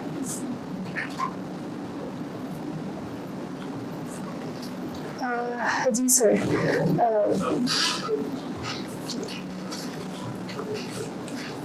سر اس کے ساتھ ہی بہت شکریہ آپ کا, آپ نے ان سوالات کا اور ایون جو ایکسپٹس میں نے پڑھے اس میں آپ سب نے بھی استفادہ کیا. اب میں چاہوں گی کہ ہمارے پاس ابھی جو باقی پروگرام کا وقت ہے ہم آڈینس سے سوالات کا آغاز کر لیں.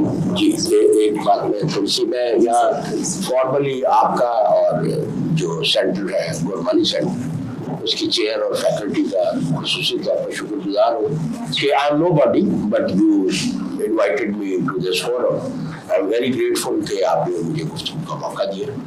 تو جب نو باڈی کو کہیں کہ سم باڈی ہے تو you must be grateful for that. I am very grateful.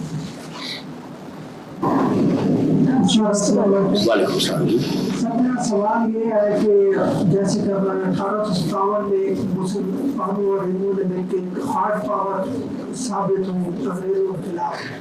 تو جب ہم آج کی تحریک میں دیکھیں یا آج کی سچویشن میں دیکھیں جو بھی اسٹیٹ کے خلاف تحریکیں چلتی ہیں, جیسے اگر ہم اپنے پاکستان میں دیکھیں تو ہمیں پشتون موومنٹ نظر آتی ہے, بلوچ موومنٹ نظر آتی ہے, یا غزہ ہماری موومنٹ سے نظر آتی ہے. تو اسٹیٹ ان کے خلاف ایک بروٹل ایکشن کرتی ہے, ان کو کچلنے کی کوشش کرتی ہے. جب میرا سوال یہ ہے کہ جب کانگریس جدوجہد کر رہی تھی آزادی کی, یا مسلمان کر رہے تھے, یا سید احمد خان اتنا لکھ رہے تھے واضح طور پہ, تو اسٹیٹ ان کو ایز اے پاور کے سافٹ پاور کے طور پہ استعمال کر رہی تھی کہ آئندہ ہمیں بہت بڑی کسی جنگ کا اس طرح کی ریزسٹنس کا سامنا نہ ہو رہا, ہم انہیں سافٹ پاور کے ذریعے ہی ایسا ایسا لانگ ٹرم چلا. اگر میرا دیکھنا یہ ہے, جہاں تک میرا ایکسپیرینس ہے یا میں نے سیکھا ہے کہ اگر ورلڈ وار 2 برٹش کو ایگزاسٹ نہ کرتی تو ان کا یہ مجھے لگتا ہے پلان تھا کہ وہ لانگ ٹرم چلتے, ان کو تھوڑے تھوڑے حقوق دے کے تاکہ ان کو آگے لانگ ٹرم چلائے. میرا خیال ہے آپ کی یہ آبزرویشن جو ہے میں اس سے بالکل متفق ہوں, اس سے کوئی اختلاف نہیں ہے. آپ نے بالکل صحیح فرمایا. ایسی ہی صورتحال ہے جس کی طرف آپ نے نشاندہی کی ہے.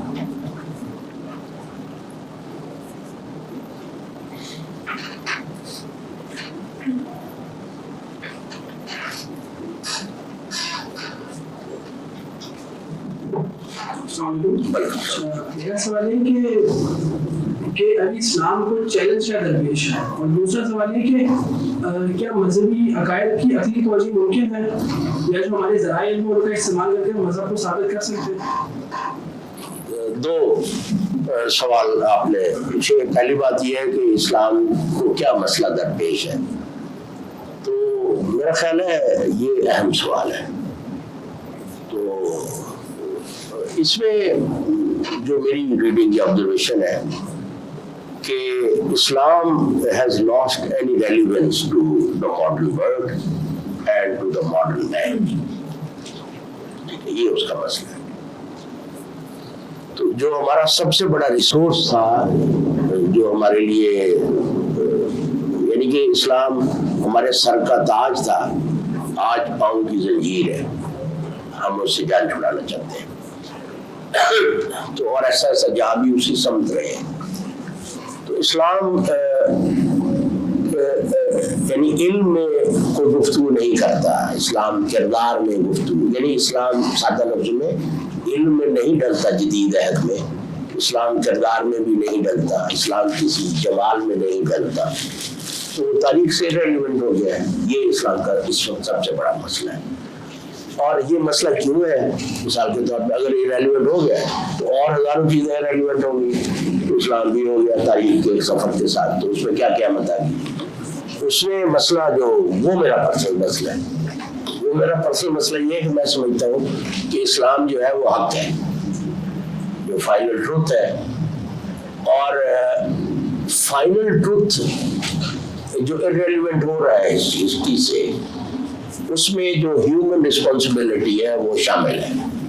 میں سمجھتا ہوں کہ جو اسلام کو حق سمجھتا ہے وہ ان اسالیب کے بارے میں بھی گفتگو کرے جس سے کوئی آدمی اسلام کو جدید تاریخ سے ریلیونٹ سمجھ سکے. یہ پہلا.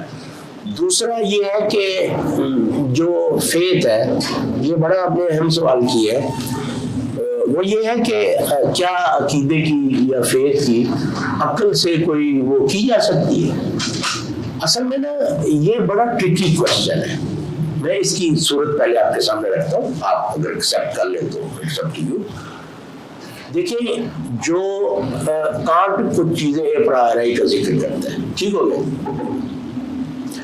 جو ریشنلٹی ہوتی ہے، مثال کے طور پہ 2 جمع 2 یہ لاجیکل ہے، ٹھیک ہے، یہ اپرائری بھی آتا ہے، لاجیکل بھی ہے، اور لاجیکل ریشنل ہے، ٹھیک ہو گیا. جو چیز ریشنل ہے وہ جبری ہے. عقل جس چیز کو ثابت کرے گی وہ ڈٹرمنسٹک ہے. عقل کا سب سے زیادہ عقلی یا ریشنل تو سائنس ہے نا. جب نیوٹونین فزکس آئی تو کانٹ کو سب سے بڑا مسئلہ کیا پیش آیا کہ how to ensure human freedom in a deterministic world as envisaged by Newtonian physics. یہ انسان کا بہت بڑا مسئلہ ہے. میں یہ عرض کر رہا ہوں کہ جو فیتھ ہے یہ فریڈم کا ایکسپریشن ہے، جبر کا ایکسپریشن نہیں ہے. ایک بات. دوسری بات یہ ہے کہ عقل اس چیز کو انڈرسٹینڈ کرتی ہے اور ثابت کرتی ہے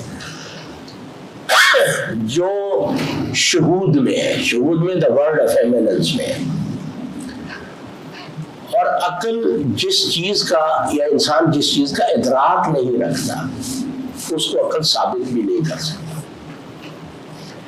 اس لیے فیتھ کا کوئی قضیہ عقل سے ثابت نہیں کیا جا سکتا. ڈیفینڈ کیا جا سکتا ہے، ثابت نہیں کیا. جیسے امام غزالی علیہ رحمت نے جو حدوث عالم تھا اس کی کوئی دلیل نہیں دی، انہوں نے قدم عالم کو ریجیکٹ کیا. یہ فرق ہے نا دونوں. تو میں یہ عرض کر رہا ہوں کہ جو ریشنلٹی ہے وہ عقیدے پر جو اعتراضات لے کے آتی ہے اس کو فیس کیا جا سکتا ہے، لیکن اس کی کوئی ریشنل جسٹیفیکیشن نہیں دی جا سکتی عقیدے کی. جی please.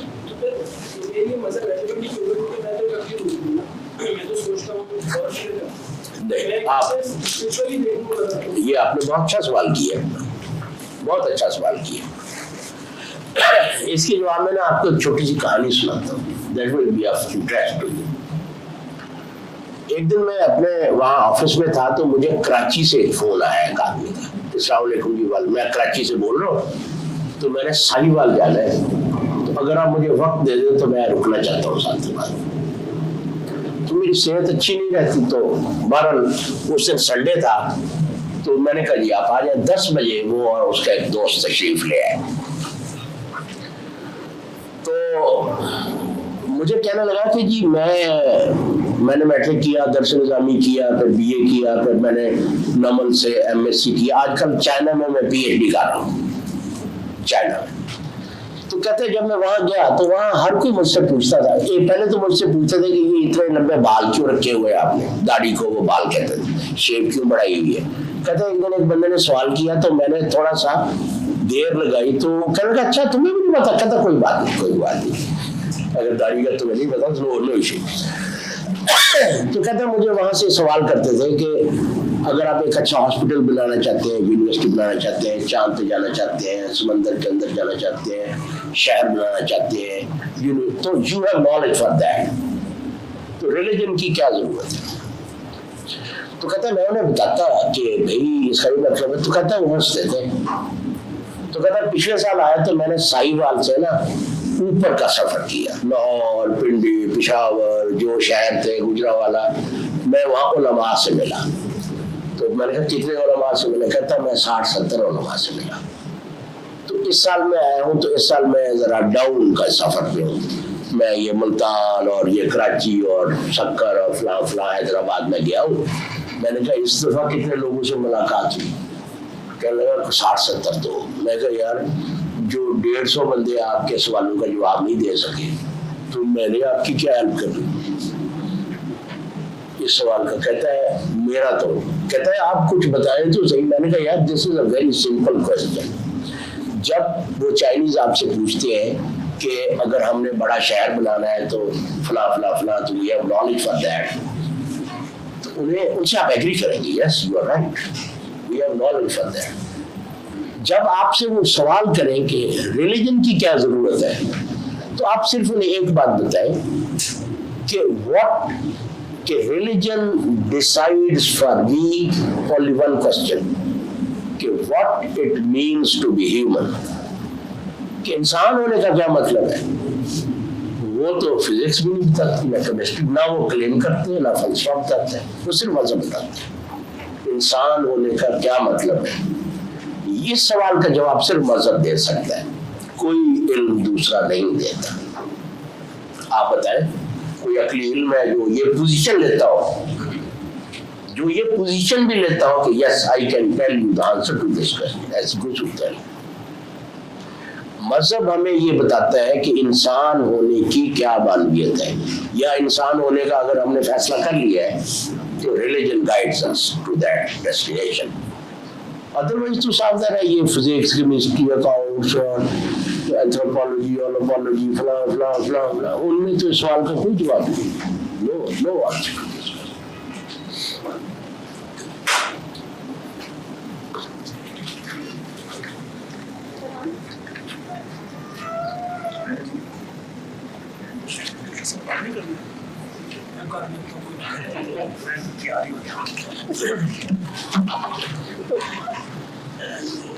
Thank you. Sir As a really very generalized type थी, आपने really modernity से लेके होलोकॉस्ट से, रेड इंडियन से, सर सैयद से हर चीज कवर की है। तो इतने ज्यादा क्वेश्चन है, लेकिन सिर्फ मैं सर सैयद पे कर लेते हैं। आपने उसको बहुत ही परफेक्शनिस्ट और पता नहीं क्या क्या बना दिया, ऐसा लगता है स्ट्रेट बोल रही है, टेक्स्ट बुक बोल रही है, वही वो भी ऐसे कहते हैं। लेकिन अगर सैयद की और एक और साइड भी देखे ना, दूसरी साइड भी है, हर बंदे की होती है जी, उसकी अगर स्पीच देखे, हंड्रेड्स एंड हंड्रेड स्पीच है, मिसाजिनिस्ट है, उसमें निकलता है कि वो मेरे औरतों के खिलाफ था। ही वाज ए कास्टिस्ट, वो कहता है कि इंडियन सिविल सर्विस में सिर्फ रईस आदि जाने चाहिए, और उसकी कितनी है कि लोअर कास्ट नहीं जाना चाहिए। अगर उसकी और स्पीच देखे, मैं बंगाल पे काम करता हूँ, किताब भी लिखी है, तो उसकी हंड्रेड एंड हंड्रेड स्पीच है, बंगालियों के नाम ले लेके कह रहा है कि बंगालियों को यहाँ नहीं होना चाहिए, बंगालियों को रूल नहीं आता, बंगाली लो कास्ट है। तो बंगाली बनर्जी, चैटर्जी नाम लेके और 100 बंदे तकलीफ कर रहे हैं, वो हंस रहे हैं। सी डिह्यूमनाइजेशन हो रही है। तो एक बंदे को आप अपना जो भी father, four father, whatever name दे, और बंदे का दूसरी एक डार्क साइड भी है ना, तो can you say about that? देखिए आपने जो बातें इरशाद फरमाई है वो तो डॉक्यूमेंटेड है ना। मसलन के सर सैयद जो थे वो औरतों की तालीम के खिलाफ थे, वो बंगालियों को कोई बहुत अच्छी नस्ल के लोग नहीं समझते थे, वो अशराफ और अजलाफ की तकसीम पर यकीन रखते थे। मतलब कि जो इंसान जिस अहद में होता है उस अहद ही को रिप्रेजेंट करता है ना। ये इस वक्त आज हम कल्चर चेंज हुआ है, इल्म चेंज हुआ है, तालीम चेंज हुई है, तो हम इन चीज़ों को सावधान तनकीद भी कर सकते हैं, उन पर निशाना भी बना सकते हैं। लेकिन इन चीज़ों के होते हुए भी परफेक्शनिस्ट का लफ्ज़ मैंने सर सैयद के लिए इस्तेमाल नहीं किया, क्योंकि सर सैयद के मौक़िफ़ से मुझे 100% इख्तलाफ है। बतौर मजहबी आदमी के मैं सर सैयद अहमद खान की किसी चीज़ से इत्तेफाक नहीं करता, यही कह सकता है ना कि बंदा ज़्यादा से ज़्यादा। लेकिन मेरे इत्तेफाक करने या ना करने से उसका जो हिस्टोरिक रोल है उसको डिनाई करना मेरा ख्याल है दयानतदारी के खिलाफ है। आप ये देखें कि जो काम सर सैयद अहमद खान ने किया बरे सगीर में, वही काम अतातुर्क ने तुर्की में किया। किसकी लेगेसी ज्यादा एंड्योरिंग है? जी, sir Syed legacy still stands intact, और अतातुर्क की legacy has been rolled back. वजह उसकी क्या है वो देखने की जरूरत। اس کی تو لیگیسی 100 سال نہیں چلی، سر سید کی تو اب 150 سال سے اوپر ہونے والا ہے. اتنی انڈیورنگ لیگیسی ہے سر سید کی.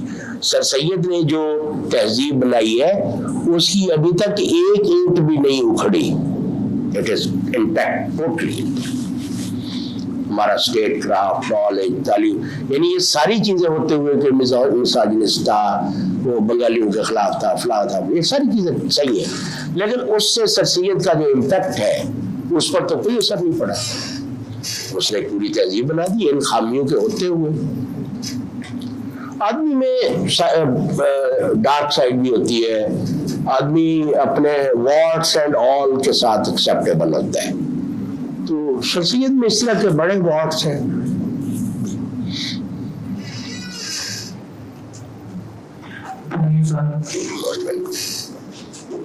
سر میرا جو کوشچن ہے کہ نوید فکر بک ہے ڈاکٹر سید الحسن صاحب کی، تو اس میں وہ جو ریاست کا ایک پہلے بتاتے ہیں، پھر ان کا سیکولرزم پر بھی ایک چیپٹر ہے.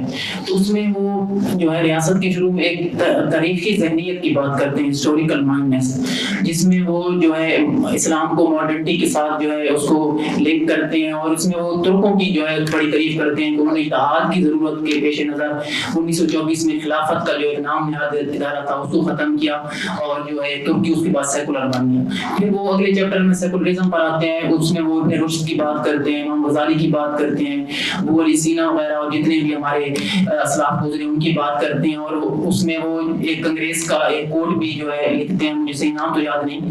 تو اس میں وہ جو ہے سیکولرزم کا جو نظریہ ہے وہ پہلے ابن رشد کے ہاں وہ اس کا تصور دیتے ہیں، پھر وہی نظریہ جو ہے انگریزوں کے پاس گیا، اور اس میں وہ کہتے ہیں کہ جو ان میں جو کلیسا کا دور تھا، یا ہم اس کا دور کہتے ہیں قرون وسطیٰ، تو اس دور میں جو کلیسا کی ان پر حکمرانی تھی وہ ختم ہوئی، اور اسی نظریے کو لے کر اسی سیکولرزم کا نظریہ جو انہوں نے مسلمانوں سے لیا تھا اسی کی بیس پر وہ نشاط ثانیہ کے دور میں داخل ہوئے، اور نشاط ثانیہ کے بعد ہم انلائٹنمنٹ کا دور دیکھتے ہیں. تو آپ نے انلائٹنمنٹ اور ریلیجن کا میرے خیال میں آپ نے کہا ہے کہ جو یہ انلائٹنمنٹ ہے یہ رد مذہب ہے، تو اس میں تھوڑا سا مجھے بتا دیں کہ ادھر سید حسن جو ہے اسلام اور ماڈرنٹی کا ذکر کر رہے ہیں، اس کو جو ہے کہہ رہے ہیں کہ ان کو آپس میں لنک کر رہے ہیں. پھر وہ اقبال کا بھی تذکرہ کرتے ہیں کہ اقبال نے اپنی شاعری میں کس طرح اسلام اور ماڈرنٹی کو لنک کیا ہے، تو اس بارے میں تھوڑا بتا دیں. جی بہت شکریہ جی.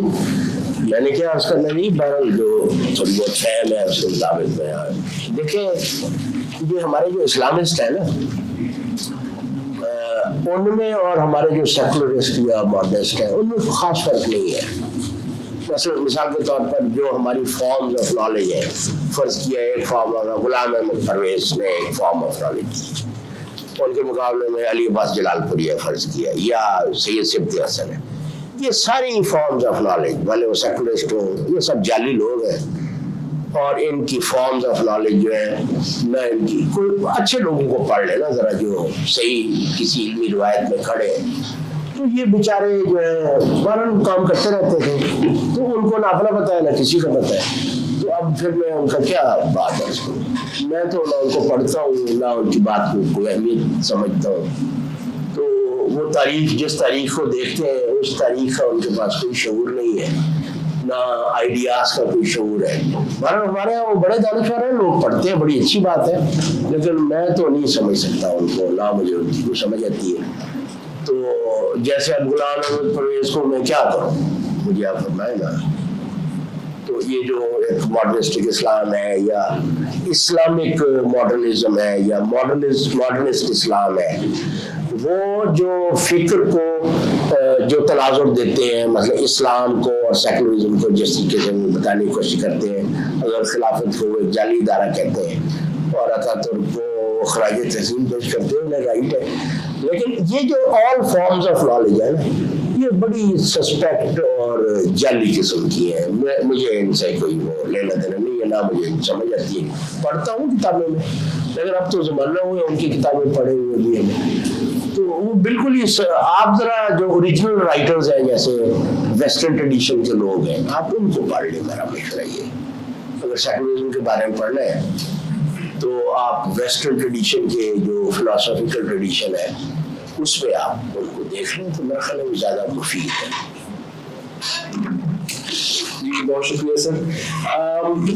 میرا سوال یہ ہے کہ جس طرح آپ نے کہا نا کہ 200-300 سال سے مسلم ایکسپریشن کی ہے اس کی ایجنسی نہیں رہی, یا اگر جس طرح آپ نے سوال پوچھا کہ اگر اس کی کوئی صورت ہو بھی سکتی ہے تو کس بنیاد پر کھڑی ہوگی, اس کی آپ نے ایک تعریف بیان کی کہ علم الکلام اور وہ.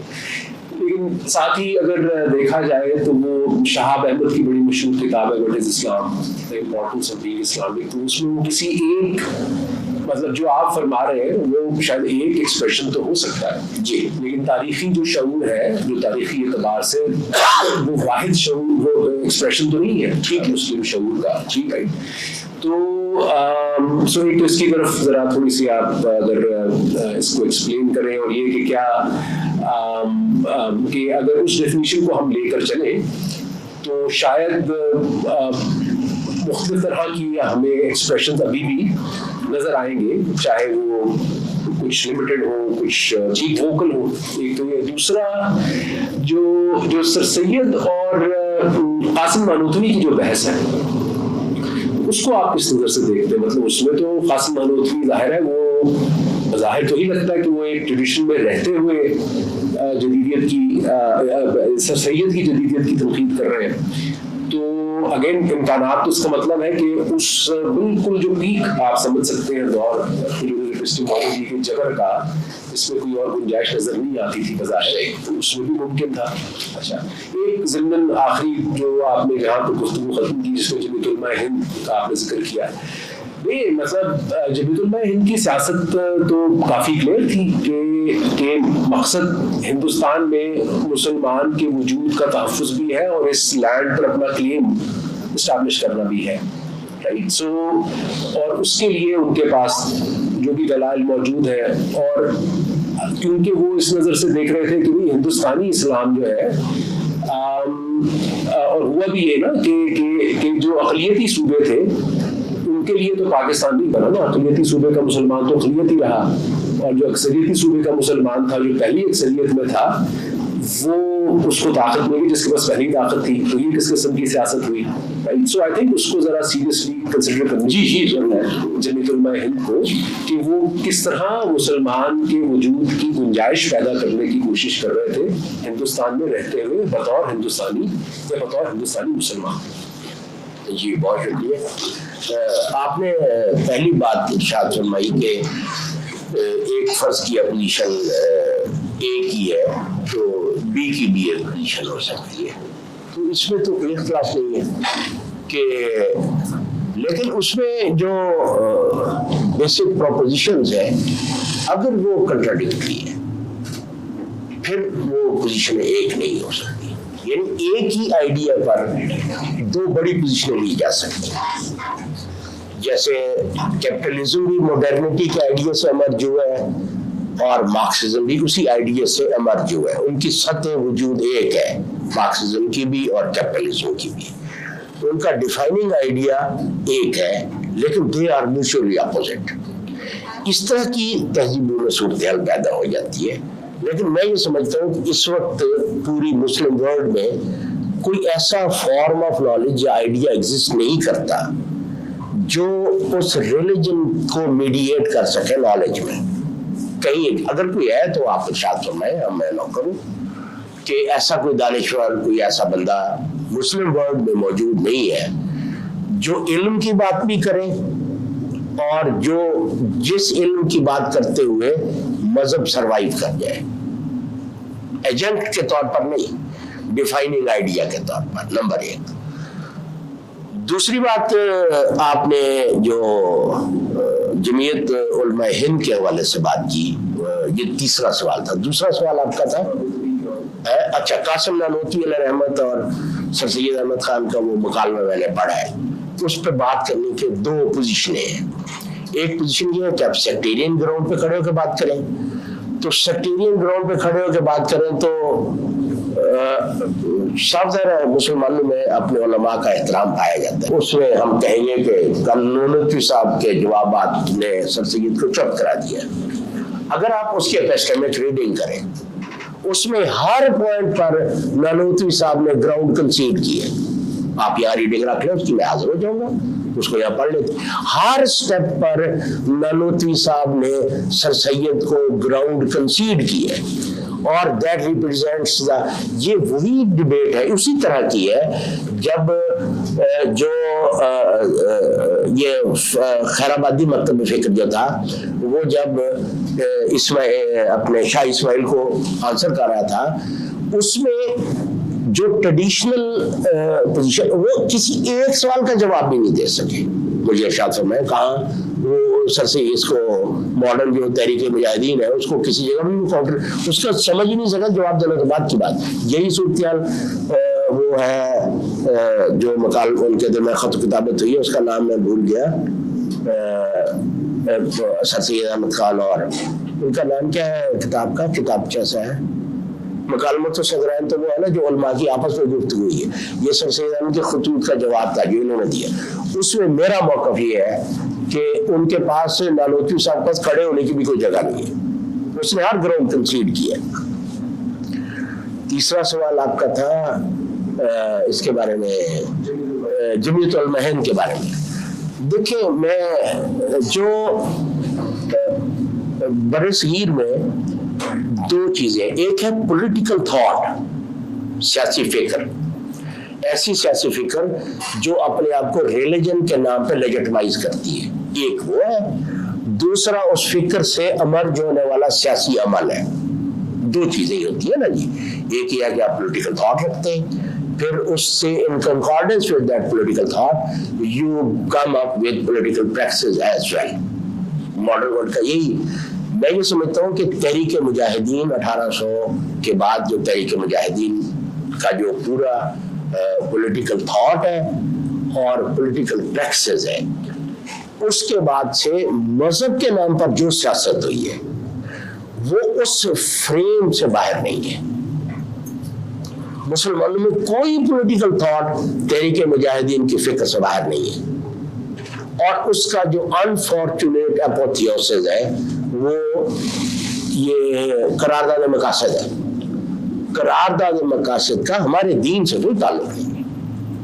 ये हमारे जो उलमा सो कार्ड है जिन्होंने उसको उसमें कॉन्स्टिट्यूशन में दाखिल कराया है, उसकी कोई लेजिटिमेसी ही नहीं है, ना नॉलेज एपिस्टेमिक ग्राउंड्स पर कोई लेजिटिमेसी है, ना प्रैक्टिस में कोई उसकी लेजिटिमेसी है। आप उसको पढ़ के देख लें, वो दीन तो उसकी कोई गुंजाइश नहीं देता जो वो करारदाद मकासद में बातें लिखी हुई है, वो सबसे बड़ी डिजास्टर है। और जब तक वो करारदाद मकासद, अब तो खैर आईन ही खत्म कर रहे हैं, तो अब जब तक वो करारदाद मकासद हिस्सा रहेगी, ये इस तरह के जो फितरत ख्वाह रही है ये जारी रहेंगे। उसमें मेरी गुजारिश ये है कि जमीयत उलमा हिंद की जो आप जो फरमा रहे हैं कि हिंदुस्तान में रहने को जवाब देने के लिए उन्होंने कुछ काम किया, ठीक है, ये बात कही जा सकती है, लेकिन उससे कोई ग्राउंड मिला नहीं है। आप ये फरमाया कि एक बंदा पानी लेने गया, तो पानी लेने का ये मतलब थोड़ी है कि पानी लेके भी आ गया। हम ये कहते हैं कि जमीयत उलमा हिंद वाले पानी लेने गए थे, लेकिन जरा पता करो क्या लेके आए, कुछ भी नहीं लेके आए। They brought nothing, they destroyed everything। यानी मैं ये समझता हूँ कि उम्मत मुस्लिमा पे जो सबसे बड़ा शबखून लगाया गया वो यही था। जो पोलराइजेशन हुई 47 के वक्त में, हमारे उलमा को जो मौका तो किसी सूरत टेनेबल नहीं है। मौलाना का मौक़िफ़ टेनेबल हो, ये पॉसिबल नहीं है। कम से कम थोड़ी मर जाएंगे, मानेंगे नहीं,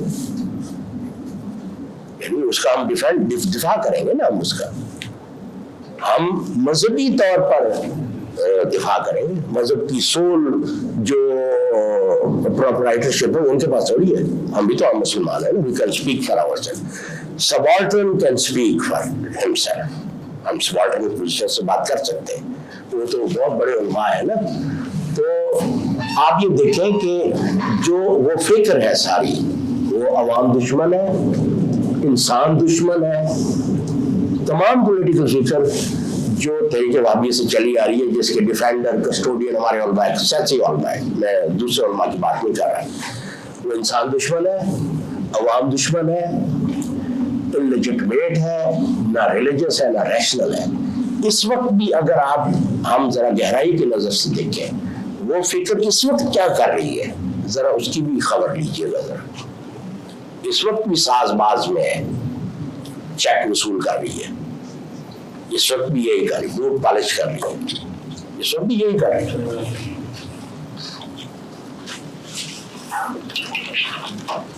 تھینک یو. میرا ایک جنرل سا کوشچن تھا. ایک تو آپ نے جیسے اس کی نشاندہی کی کہ جدید دور میں جو سب سے اہم کوشچن ہے کہ کیا ہم انسان رہ سکتے ہیں, اس کے امکانات کیا ہیں, کیونکہ اسٹیٹ جو ہے مونوپلائز کر چکی ہے تمام ایسے انسٹرومنٹس کو جو انسان کے ذائع ترکیبی بناتے ہیں. یعنی کہ انسان ایک انسٹیٹیوشن میں پیدا ہوتا ہے, پھر اس میں اس کی پرورش ہوتی ہے اور اسی میں وہ مر کھپ جاتا ہے آخر تک. اب جدید دنیا اس طرف موو کر دی جا رہی ہے جہاں پہ اسٹیٹ مور اسٹرینتھن ہوتی جا رہی ہے.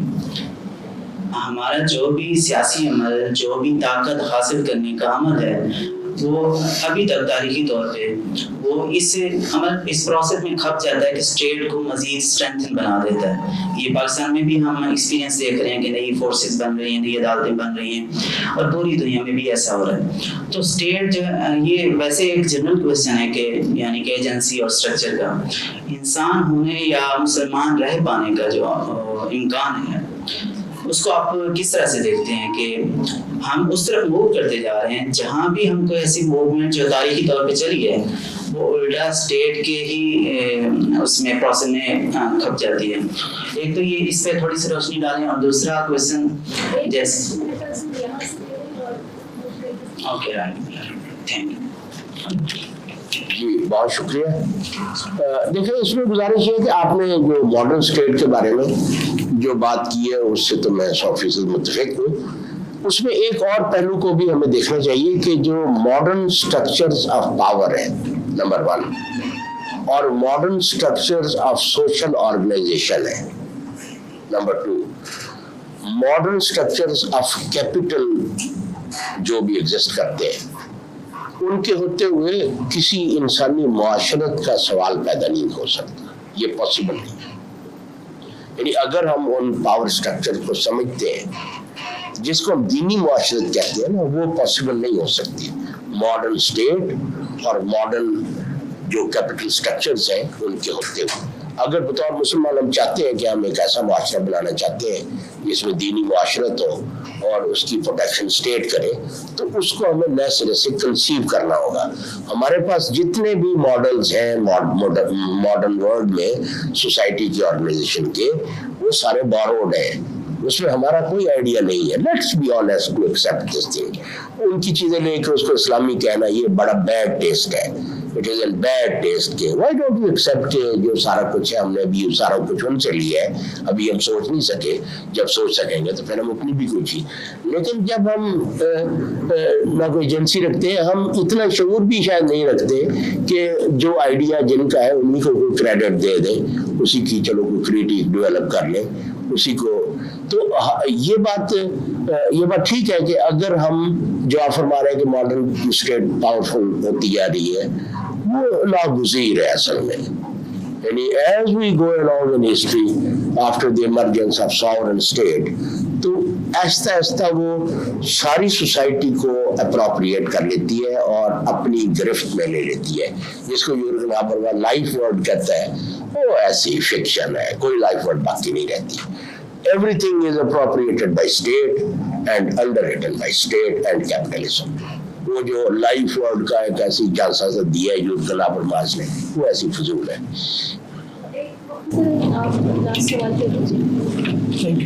دو شارٹ کوسچن ہیں سر.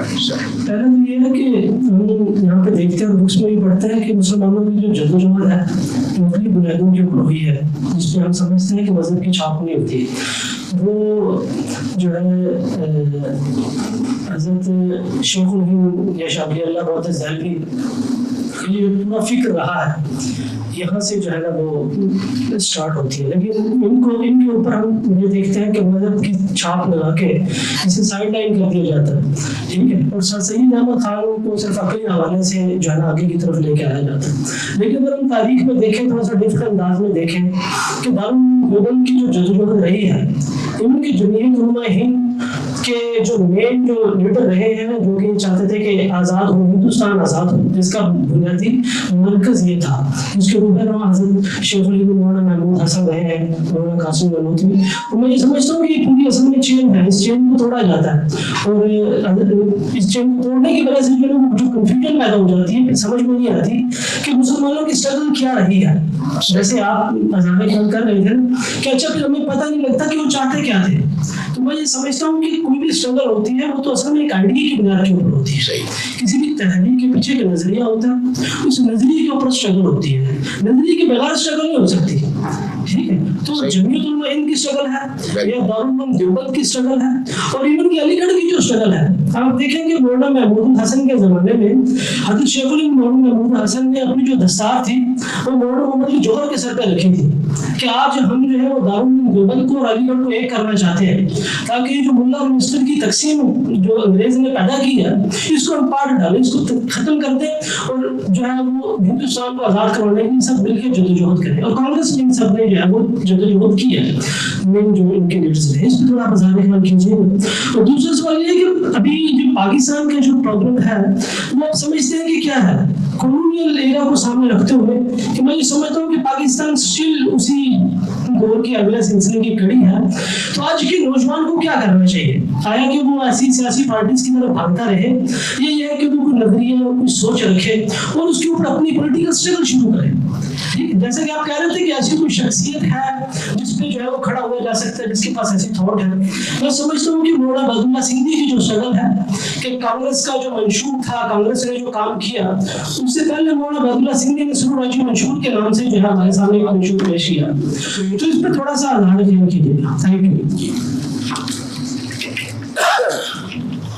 اب اصل میں بات ذرا تھوڑی سی, میں بوڑھا آدمی ہوں تھوڑا سا, تو مجھے چیزیں بھول بھی جاتی ہیں. تو آپ کا بنیادی سوال یہ ہے کہ دیوبند کی جو اسٹرگل ہے اس کو کیسے دیکھا جائے. شاہ ولی اللہ کی علیہ رحمت کی بھی آپ نے بات کی.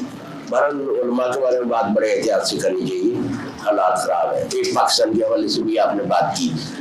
تو دیکھیں ایک وقت قوموں پر ایسا آتا ہے کہ شیخ اکبر کا ایک قول ہے ابن عربی علیہ رحمت کا کہ العلم حجاب الاکبر, اور اقبال کا ایک شعر ہے کہ زمانہ اپنے حوادث چھپا نہیں سکتا, تیرا حجاب ہے قلب و نظر کی ناپاکی. تو یہ جو وہ مقولہ ہے, اور یہ جو تو قوموں پر بعض کا ایسا وقت آتا ہے کہ جو دانشوروں کی, علماء کی پیدا کردہ ناپاکی ہے وہ ختم ہو جاتی ہے. عوام تاریخ کو کسی دانشور عالم کے بغیر دیکھتے ہیں. پاکستان آج کل جن حالات سے گزر رہا ہے اس میں کسی دانشور کی, نہ کسی عالم کی ضرورت ہے نہ کسی دانشور کی ضرورت ہے. لوگ سب دیکھ رہے ہیں جیسے فلم چل رہی ہو, اس طریقے سے دیکھ رہے ہیں, ان کو کسی دانشور کی ضرورت نہیں ہے. دوسری گزارش یہ ہے کہ دیکھیں جو I have obviously very great and high regard for علماء دیوبند, ان کا میرے نزدیک جو سب سے بڑا کریڈٹ جو میں سمجھتا ہوں خاص طور پہ پاکستان کے بعد ہو جاتا ہے وہ یہ ہے کہ یہ جو تحریک مجاہدین والی جو تحریک تھی وہ سارے کے سارے لوگ جو ہیں وہ فتنۃ الخوارج میں شریک نہیں ہو گئے. اس کو روکنے میں مولانا فضل الرحمان کا اور جمعیت علماء اسلام کا بہت اہم رول ہے. لوگوں کو یعنی ان نظریات, سیاسی نظریات کے ہوتے ہوئے لوگوں کو پیسفل رکھنا, جمہوریت کے ساتھ اٹیچ رکھنا, یہ ان کا کام ہے, یہ ان کا کریڈٹ ہے, یہ ان کو دینا چاہیے. باقی دیکھیں جو حجت اللہ البالغہ ہے اس میں شاہ صاحب شاہ ولی اللہ علیہ رحمت لکھتے ہیں, وہ عقل کی تعریف جو کرتے ہیں وہ دیکھنی چاہیے. وہ عقل نہیں ہے جو علم الکلام میں ظاہر ہوئی ہے. وہ فرماتے ہیں کہ علم الکلام میں جو عقل کا تصور ہے بالکل مختلف ہے. حجت اللہ البالغہ میں وہ فرماتے ہیں کہ عقل ایک ملکہ ہے, یا جو ملکہ ہے عقل یعنی فیکلٹی, اس کا کام اسرار دریافت کرنا ہے. What is this? وہ کہتے ہیں کہ عقل کا کام اسرار دریافت کرنا ہے, اور یہی وہ اصل کام تھا جس کو پوری روایت میں نظر انداز کر دیا گیا اور اس کام کو میں کر رہا ہوں. انہوں نے عز الدین عبدالسلام اور ایک اور عالم ہے ان کا نام لیا ہے کہ انہوں نے اسرار دریافت کیے اور اب میں کر رہا. یہ ہے ان کی عقل کا تصور. اب جو عقل اسرار دریافت کرنے والی ہے اس کا دنیا سے کیا تعلق ہو سکتا ہے یا اس کو ریشنلٹی کن گراؤنڈز پر قرار دیا جا سکتا ہے؟ یہ اس میں پرابلم ہے. جی اور اسرار سے مراد ان کا حکمت ہے کہ ہر جگہ کے اوپر آپ کو حکمت جو ہے نا وہ سمجھنی ہوتی ہے. کوئی بھی معاملہ ہوا ہے تو اسرار سے مراد اس کی حکمت کو سمجھنا ہے نہ کہ جو ایک چیز پیچھے سے چلی آ رہی ہے آپ اس کو ویسے ہی فالو کرتے ہیں. میرا خیال ہے یہ تھوڑی سی کنٹرائیوڈ انٹرپریٹیشن. جی جی آئی ریسپیکٹ یور انٹرپریٹیشن لیکن I don't agree to it. اتنی اجازت تو آپ دیں گے نا مجھے. تو اس کا مطلب یہ کہ شاہ صاحب کا عقل کا تصور بالکل مختلف ہے اور عقل کی ذمہ داری بھی ان کے نزدیک بالکل مختلف ہے اور بات کی جو مذہبی فکر ہے وہ اس کو سامنے لے کے آتی. اب جو دیوبند کی یا جمعیت علماء ہند کی جو تحریک ہے وہ ریلیجس گراؤنڈ ہو سکتی ہے اس کو جج کرنے کی یا اس کو ریشنل گراؤنڈ ہو سکتی ہے. میں سمجھتا ہوں بطور مسلمان دونوں گراؤنڈ پر وہ انڈیفینسیبل ہے.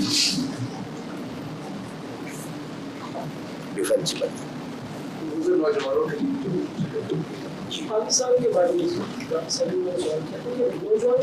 کیا کرنا چاہیے؟ پاکستان میں تو بڑی اچھی صورتحال ہے.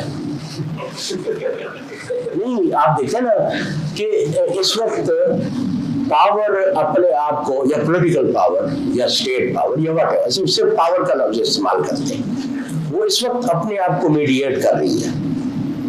اس کی کئی صورتیں ہوتی ہیں. سوارتوں نے 10 لاکھ بندے مار دیے. شام میں کیا ہوا؟ ایران میں دیکھیں لاکھوں لوگ مارے گئے. جو پاور کی میڈیشن ہے یا پاور کی اسٹرگل جو ہوتی ہے وہ بلڈی ہوتی ہے. یہاں اپریسو ہے بلڈی نہیں آتی. یہ پازیٹیو پوائنٹ ہے. یعنی power struggle is playing itself out in Pakistan but it is not yet bloody. It is very oppressive. یہ کہہ سکتے ہیں. اپریسو کا مطلب یہ ہے کہ دونوں سائڈیں ابھی زور لگا رہی ہیں. تو اس کا کیا نتیجہ نکلے گا؟